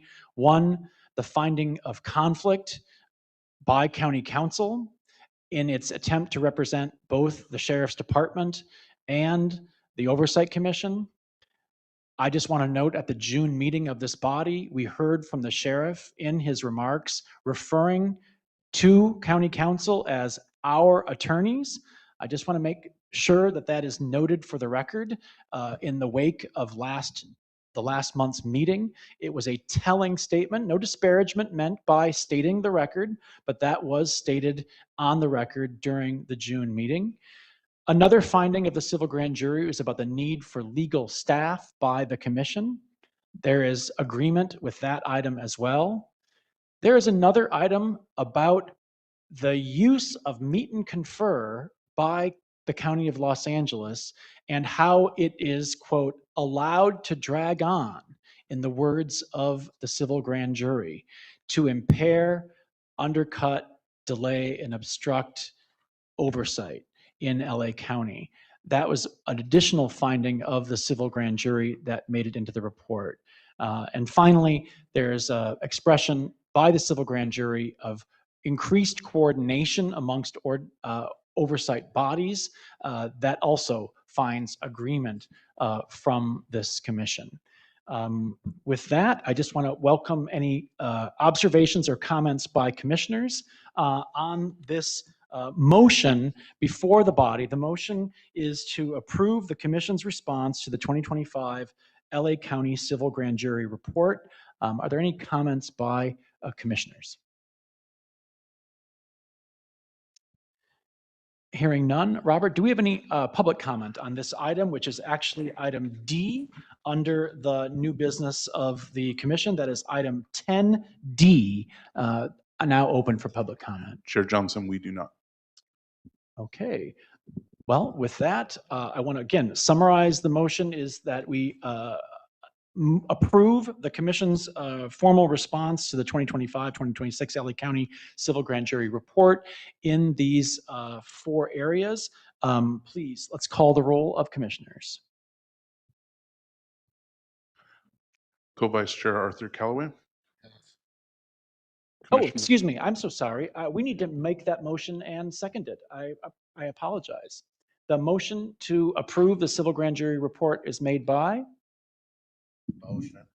And is there a second? I second it. Thank you, Commissioner Cooper. Thank you, Vice Chair Callaway, for exercising your corrective authority on the chair as we move forward with this vote. Okay. Co-Vice Chair Arthur Callaway. Commissioner Irma Cooper. Yes. Co-Vice Chair Luis S. Garcia. Abstain. Commissioner James P. Harris. Yes.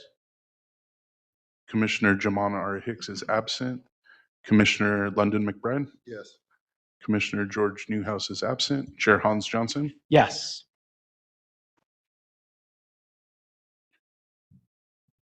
With 5 ayes, 0 nays, and 1 abstention, the motion to approve the commission's response to the 2025-26 LA County Civil Grand Jury Report passes. Thank you. With that, we will move to item 10F. This is a motion to direct the chair with the assistance of commission staff to draft a letter supporting increased reporting and transparency regarding the school resource deputy interactions with students and reducing the school resource deputy contract renewal period to 1 year. There has been action by the Board of Supervisors on this item, but I want to commend for the commissioners that item, which is attached to the agenda. The Board of Supervisors listened to community input on this and reduced the 2-year recommendation by the department down to a 1-year contract renewal. There is correspondence linked in the agenda from Cancel the Contract, whose input on this item we particularly appreciate, given their long-term scrutiny and diligent observation about school resource deputy contacts. I do just want to note for the record, this is not a finite issue involving sheriff's personnel in schools. As one of our long-term stakeholders has noted, Vanessa Perez's own experience elevated to this commission's attention the carryover effect of deputies, some involved in or responding to incidents of brutality and uses of severe force on her own son, then later appearing at the school site as a school resource deputy for his sister. This is the kind of shadow that the department's own school resource deputy program may not fully create channels of accountability to respond to.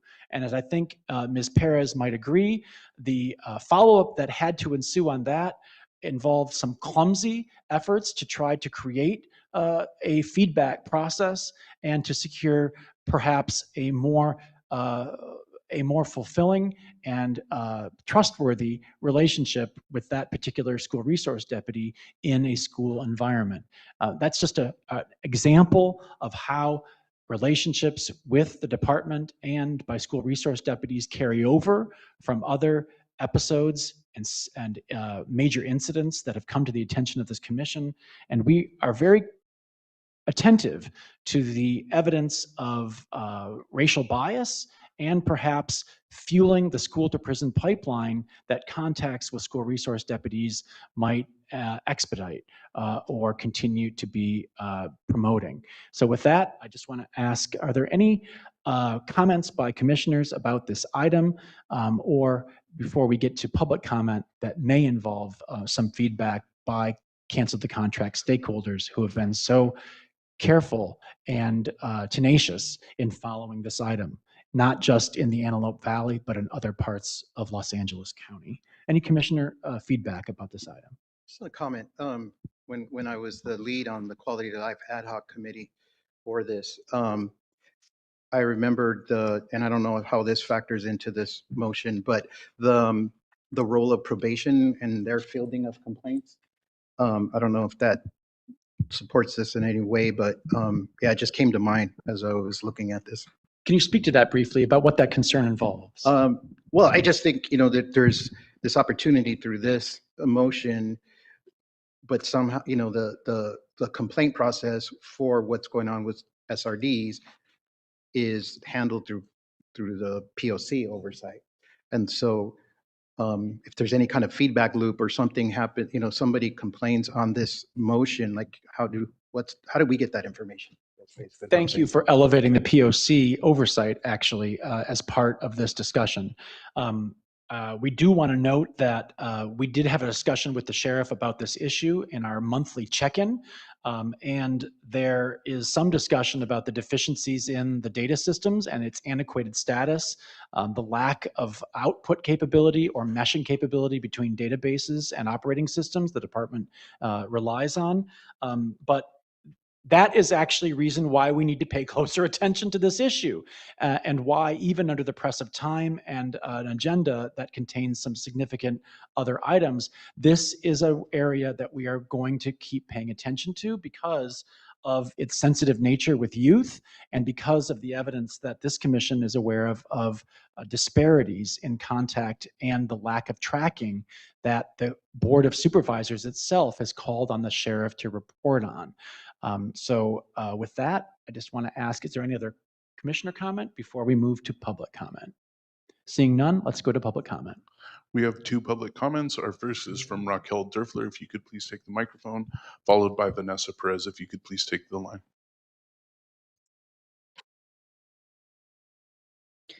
Hello, Raquel Derfler with Cancel the Contract. When it comes to the school resource deputy program and contracts, the Antelope Valley actually has an outsized stakeholder role.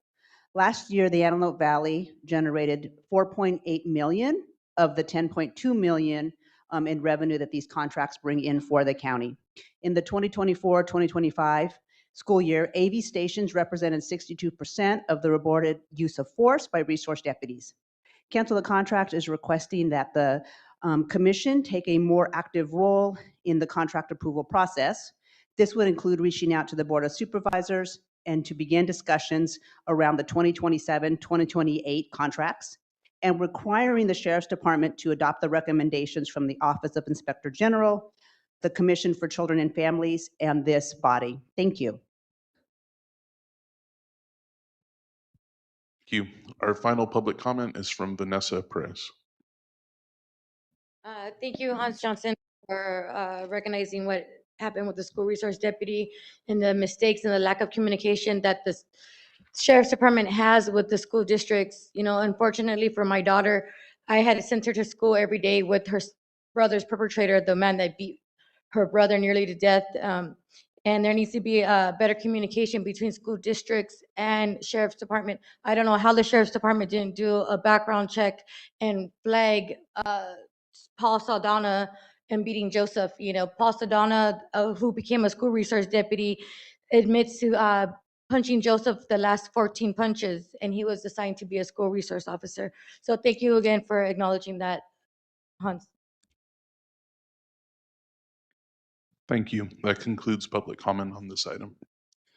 Thank you. And I just want to note that the commission does have a bit of a track record in weighing in with the supervisors about contracts. I want to thank Commissioner Garcia again for his assistance in crafting a letter last summer that may not have been welcomed by all parties, but which was an example and an important foothold of the advisory nature of this commission to deal with contracts that come before the supervisors on a routine basis, but which may raise questions of interagency or intergovernmental collaboration, unconstitutional exercises of law enforcement, and overbroad or overextended contracts that do deserve more scrutiny and more diligence for their implementation, including fulfillment of the supervisor's own guidelines for those contracts. With that, it's time to call the roll. The motion to, again, is who might make the motion to adopt the letter that we would send regarding follow-up on the SRD program? Motion. Is there a second? Second. Thank you, Commissioner Garcia. With that, we can proceed to no public comment and we can proceed to a vote. Can we call the roll? Co-Vice Chair Arthur Callaway, Yes. Commissioner Irma Cooper, Yes. Co-Vice Chair Luis S. Garcia, Yes. Commissioner James B. Harris, Yes. Commissioner Jamana R. Hicks is absent, Commissioner London McBride, Yes. Commissioner George Newhouse is absent, and Chair Johnson. Yes. With 6 ayes, 0 nays, and 0 abstentions, the motion to direct the chair with the assistance of commission staff to draft a letter supporting increased reporting and transparency regarding SRD interactions with students and reducing SRD contract renewal period to 1 year passes. Thank you so much, Robert. Our final item of new business is item 10G. This is the possible filing of a victim impact statement in the case involving Emmett Brock and the federal sentencing of former Deputy Joseph Benza, which is due to proceed on August the 7th. That's Friday, August the 7th. This action would direct the chair to draft a letter supporting the submission of a victim impact statement citing the public interest at stake in the August 7th federal sentencing of former LASD and now decertified former Deputy Joseph Benza. I do just want to note this is a bit unusual, but it is not unprecedented. Public bodies and the voice of the public is often lost in victim impact statements. The case of Emmett Brock, as many stakeholders and commissioners know, is of particular heartbreaking value in dealing with the issue of falsification of evidence and attempted cover-up.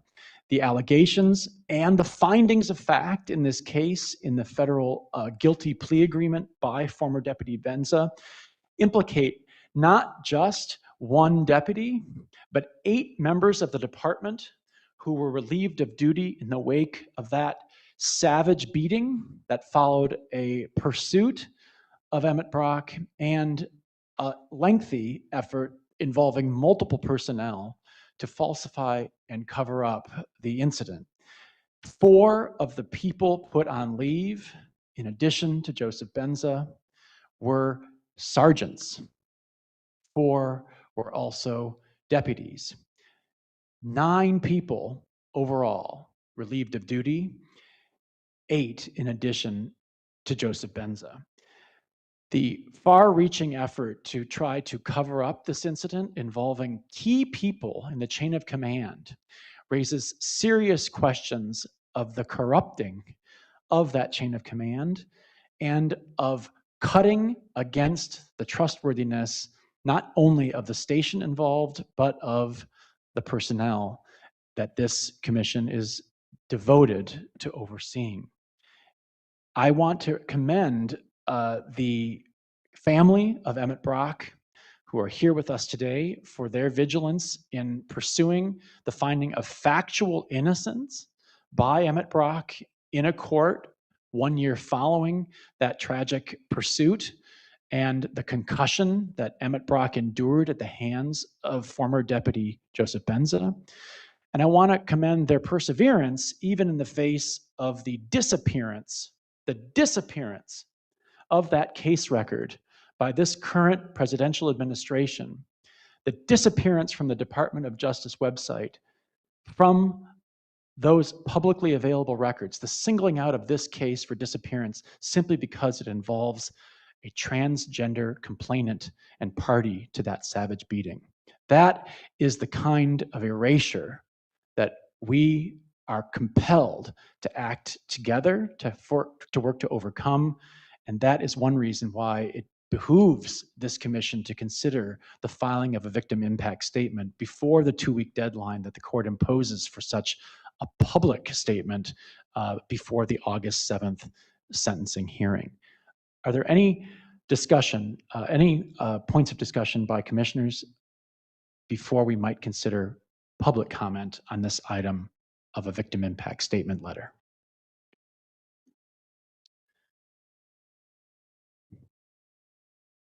Hearing none, I turn to the public comment.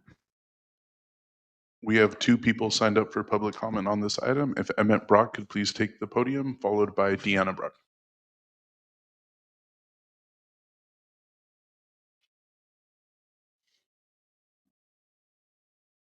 I want to thank you guys for even offering to do this and being willing to want to do this. I think that's awesome. In February of 2023, I flipped off a deputy, former deputy Joseph Benza. He pursued my car for several miles. I pulled in front of a 7-Eleven because I knew they had cameras and it just felt weird. And then I was brutally beaten as I stepped out of my car. Within 10 seconds of the interaction where he says, "I stopped you," I turn, I say, "No, you didn't," and then I'm on my head. He beat me, hit me with a closed fist between 10 to 15 times on both sides of my head, including the back of my head, which I believe is something against policy in itself. I appreciate you guys caring about this case. I went through a lot, obviously, but in addition to that, in addition to being beat while I was at the jail, I was forced to show my genitals to a female deputy, where I was then moved from the male holding cell that I had been in into a female holding cell. So, and then if you still look at it, it's still public record and booked under female. So I just really appreciate everything you guys are doing. Thank you. Our next public comment is from Deanna Brock, followed by Tramel Carter. If Mr. Carter could please take the line. I also appreciate your interest in this case and trying to subpoena the case to find out what went wrong. First off, with the way my son's case was handled, the initial force incident report stated that there was no use of force. Then the FBI got involved, and all of a sudden, we see that there was great use of force. And there was 1 commander, 1 captain, 3 sergeants, 4 deputies, as well as former Deputy Benza that were involved in this cover-up, which is so disturbing. Sometimes you hear something about one bad apple and something, but all of these people at the Norwalk station, they investigate themselves.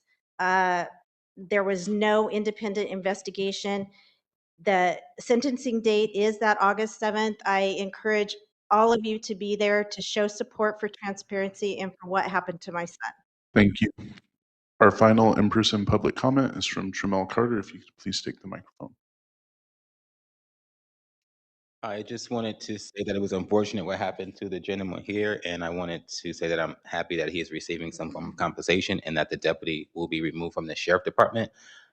Also, when people are making complaints, the way this gentleman complaint was thoroughly looked at. I think it's important to address everyone's complaint to avoid situations the way that this person may have gone through, to prevent situations from happening. That's what I think person give this person the courage to come speak, not only for himself, but he's also speaking to prevent other things from happening to other people. So it's just mind-boggling that from 2024 to now, I've been asking to get my matter on the agenda so transparency can be given to my matter also, and excuses have been made. I also did a written complaint, given it to the board, and asked, can it be put on there? So whatever reason is, mine was not put on the agenda. I never received a response. So the same transparency that the COC says that they want from the sheriff deputies, they should also show an example to the sheriff department to show how they are doing things so Thank that you. they can comply also. That concludes public comment, Chair Johnson. Thank you. With that, we will move to a motion to give the authority to the chair for crafting, in consultation with staff, a victim impact statement on behalf of the public interest at stake in the Emmett Brock case for filing with the court prior to the August 7th deadline for receiving such victim impact statements by the court. That motion is now before the commission, and we are able to call the roll. Actually, we need to call the motion. Who would like to make a motion? I move that we draft the letter. Thank you, Commissioner Cooper. Is there a second? Second. Thank you, Co-Vice Chair Callaway. With that, we can have a roll call. Co-Vice Chair Arthur Callaway. Yes. Commissioner Irma Cooper. Yes. Co-Vice Chair Luis S. Garcia. Yes. Commissioner James P. Harris. Yes. Commissioner Jamon R. Hicks is absent. Commissioner London McBride. Yes. Commissioner George Newhouse is absent. And Chair Hans Johnson. Yes. With 6 ayes, 0 nays, 0 abstentions, the motion to direct the chair to draft a letter supporting the submission of a victim impact statement citing the public interest at stake for the August 7th, 2026 federal sentencing of former LASD Deputy Benza passes. Thank you. And thank you again for the public comment on this item. With that, we turn to the Commission's own ad hoc committee reports. We may curtail some in the interest of time and meeting our 1 p.m. Rental deadline for this facility. I want to ask, are there any ad hoc committees who are especially interested with pressing matters before this commission to share with the public? Just quickly. Yes. I'm only going to propose a motion that we dissolve the budget ad hoc, and we can take that action today. It'll be, I would imagine, be reconstituted for future budget cycles. But for this particular budget cycle, I would entertain a motion that to dissolve the budget ad hoc committee for the 2025-26 fiscal year. Thank you. That motion having been made, is there a second to the commissioner's motion? Question. Can we just add all the dissolving into one motion? We can. We have 2 dissolving motions, actually. We have 3 dissolving motions. Yes, we could make that. Commissioner, would you like to amend your motion to state Yes, the 3 dissolutions? add the other 2. And for the record, those 2 other ad hocs to be dissolved, in addition to the budget ad hoc, are the nomination ad hoc committee and the protection of media and demonstrations ad hoc committee. Those 2, in addition to the budget ad hoc, would be dissolved under the combined motion. And is that the motion? That is the motion. And is that the second, Commissioner Callaway? Okay, with that, is there public comment on this dissolution motion? We have one.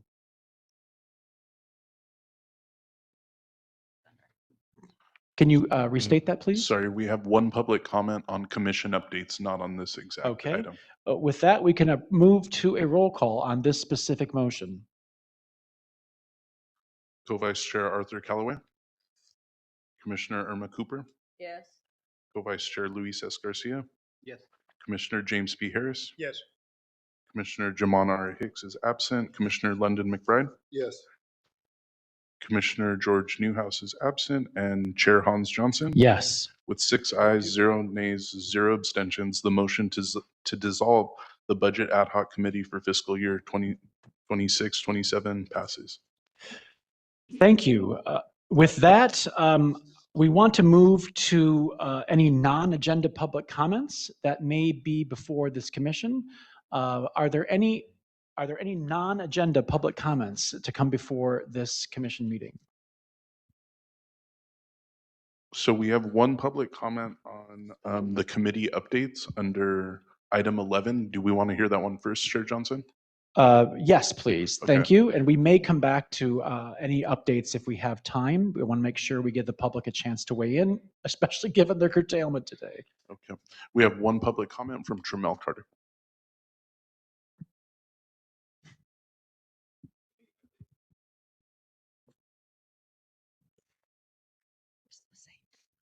For the committee update comment, I would just like to reiterate for purposes of my work that I'm filing with LA County regarding monetary damages for me being discriminated against by the COC. So in regards to this item, I'm speaking that in 2024, I asked for my matter to be addressed under this item, and it still has not been addressed, and we are now in the year of 2026. So again, I'm stipulating this and addressing this on the record so that I can attach this as proof for when I file my county claim against LA County and COC. Thank you. We'll move on to general public comment, Chair Johnson. Thank you, Robert. Yes. Okay. Our first public comment in person is from Olivia Irene Fitzsimmons, followed by Emmett Brock. If you could please take the line.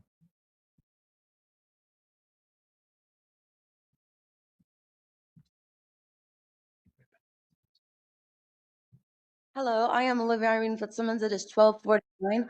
I am stating for all Los Angeles County to keep Robert G. Luna in his position and not build a new Los Angeles County Sheriff so that residents of Los Angeles County can keep sheriffs accountable under his queue.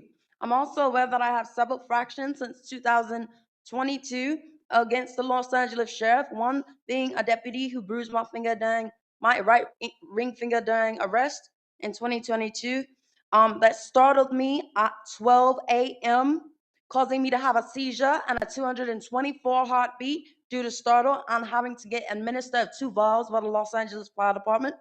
The plaque of the phone number for the talk not being available at several sheriff stations, a deputy refusing to create a report with a URN, Deputy Perez not recording on site and saying I would be jailed if I called the station, would not Thank investigate on you. my behalf, Our and next public comment deputy is from calling me Emmett hoax Brock. If instead you of could please take Fitzsimmons. the podium, followed by Vanessa Perez.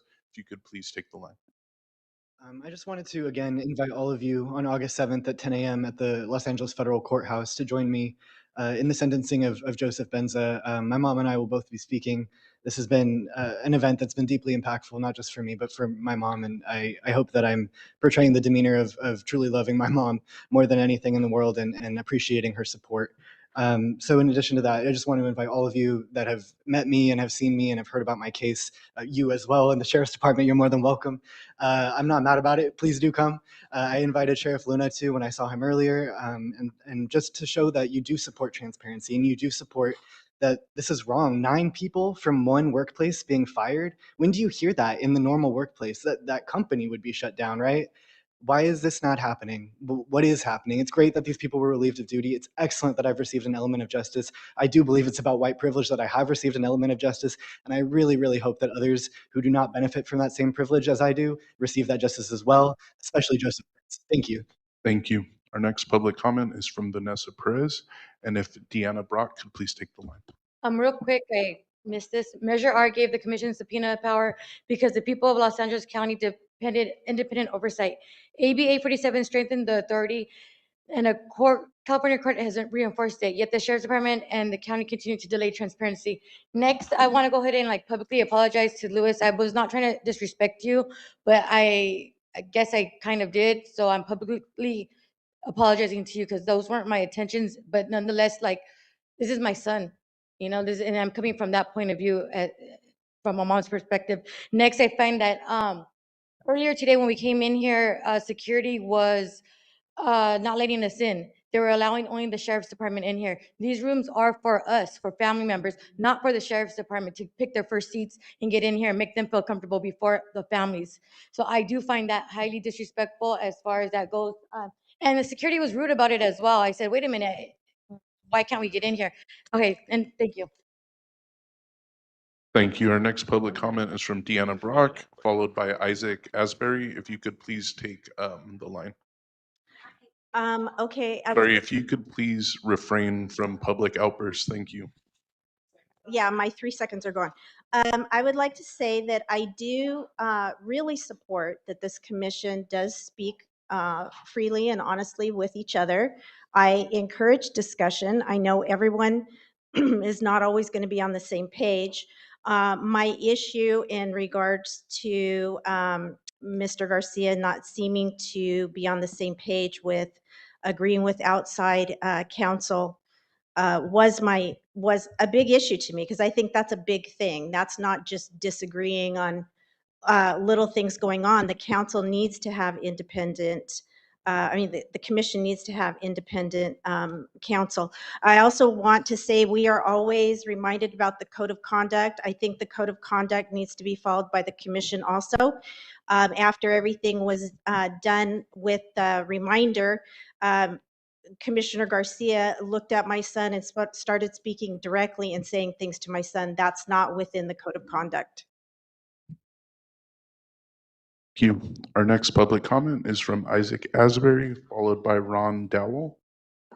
If Ron could please take the line, thank you. Yes, I would like to provide the commission with a report on the incident that happened in Compton in reference to Mia Jenkins. But it's 5 pages long, so I'm just going to provide it for you so you have it later. And we're also going to provide you a copy of the incident reports for homicides in Compton in the last few years. And you'll notice that the clearance rate is terrible too. So we provide you the documentation, and we see you in September. Thank you. Our next public comment is from Ron Dowell, followed by Tramel Carter. If Tramel could please take the line. I'd like to draw attention to Section 712 of the Compton City Charter that's under revision consideration by August 7th. Section 712 charges the chief of police with preserving the public peace and exercising the powers granted under California law. That language warrants thoughtful review in light of today's public safety realities. The tragic July 4th murders of Eric Washington and Mia Bourdonnais Jenkins remind us that preserving the peace means more than responding after violence occurs. We encourage the committee members to assess whether Section 12 adequately reflects current expectations for constitutional policing, community-oriented policing, crime prevention, community partnerships, transparency, accountability, and coordination with the LA Sheriff Department. The question is not whether Compton should update its charter, but whether we will give all residents a meaningful opportunity to shape it. If Tramel Carter will please take the microphone, followed by. I filed a complaint with Ms. Mosley in regards to the chair some time ago, and the Board of Supervisors said they have not received that, so I would like to request a copy at some point. And I'll also be contacting the Board of Supervisors because I filed a former complaint alleging discriminatory conduct, and you guys have now, not you guys, the COC panel has now promoted the same person while there is a complaint pending. And because the commissioner's purpose is to promote transparency and accountability, this should not be acceptable. Proceeding with an appointment while these allegations remain unresolved will be undermining the public's trust in the commission. So again, I'll be putting this on the record that I stated these facts since 2024, and today I will refer to this as evidence and proof to come back to when I file my LA County claims form. But I'm asking Mrs. Mosley to please contact the Board of Supervisors and let them know that the complaint has been filed prior to today, and it's not fair to continue on with an appointment while a complaint is pending. The same way the sheriff, you all would tell the sheriff department not to Our proceed while the final complaint is pending. in-person That's public unfair. comment is from Dr. Ivy Hilton.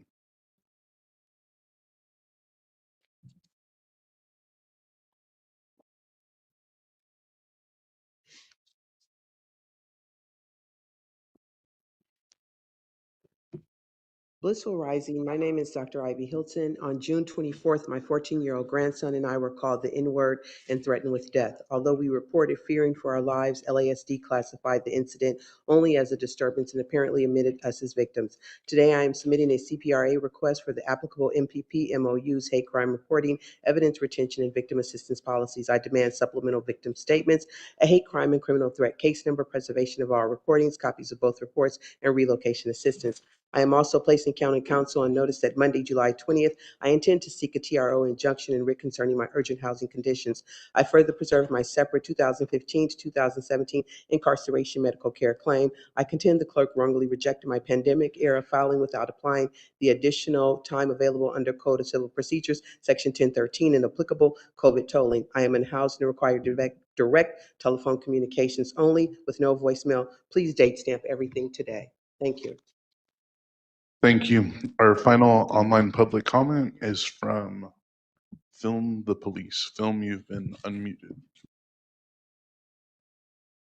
The most important case, I think, is 24 STC like Charlie, P like Peter, 02891, Cerise Castle v. County of LA. The reason being that this is already a one case where plaintiff Castle won a judge's order demanding that LASD reveal all of their officer roster photographs with their names attached.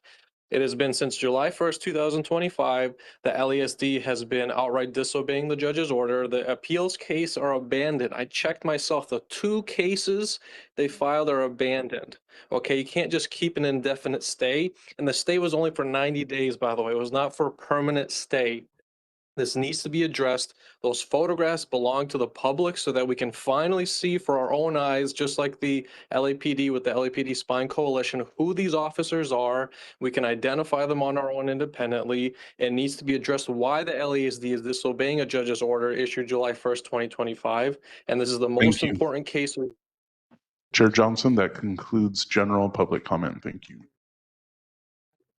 Thank you very much. I thank commissioners for their time here today. To the public comments involving Compton, you will see me before our September meeting because we will resume the ride-along and the inspection that we did together July of 2024. It is time for a revisit to those conditions and to any changes that you would like to be pointed out for commissioners. I look forward to that ride along and tour of the Compton area.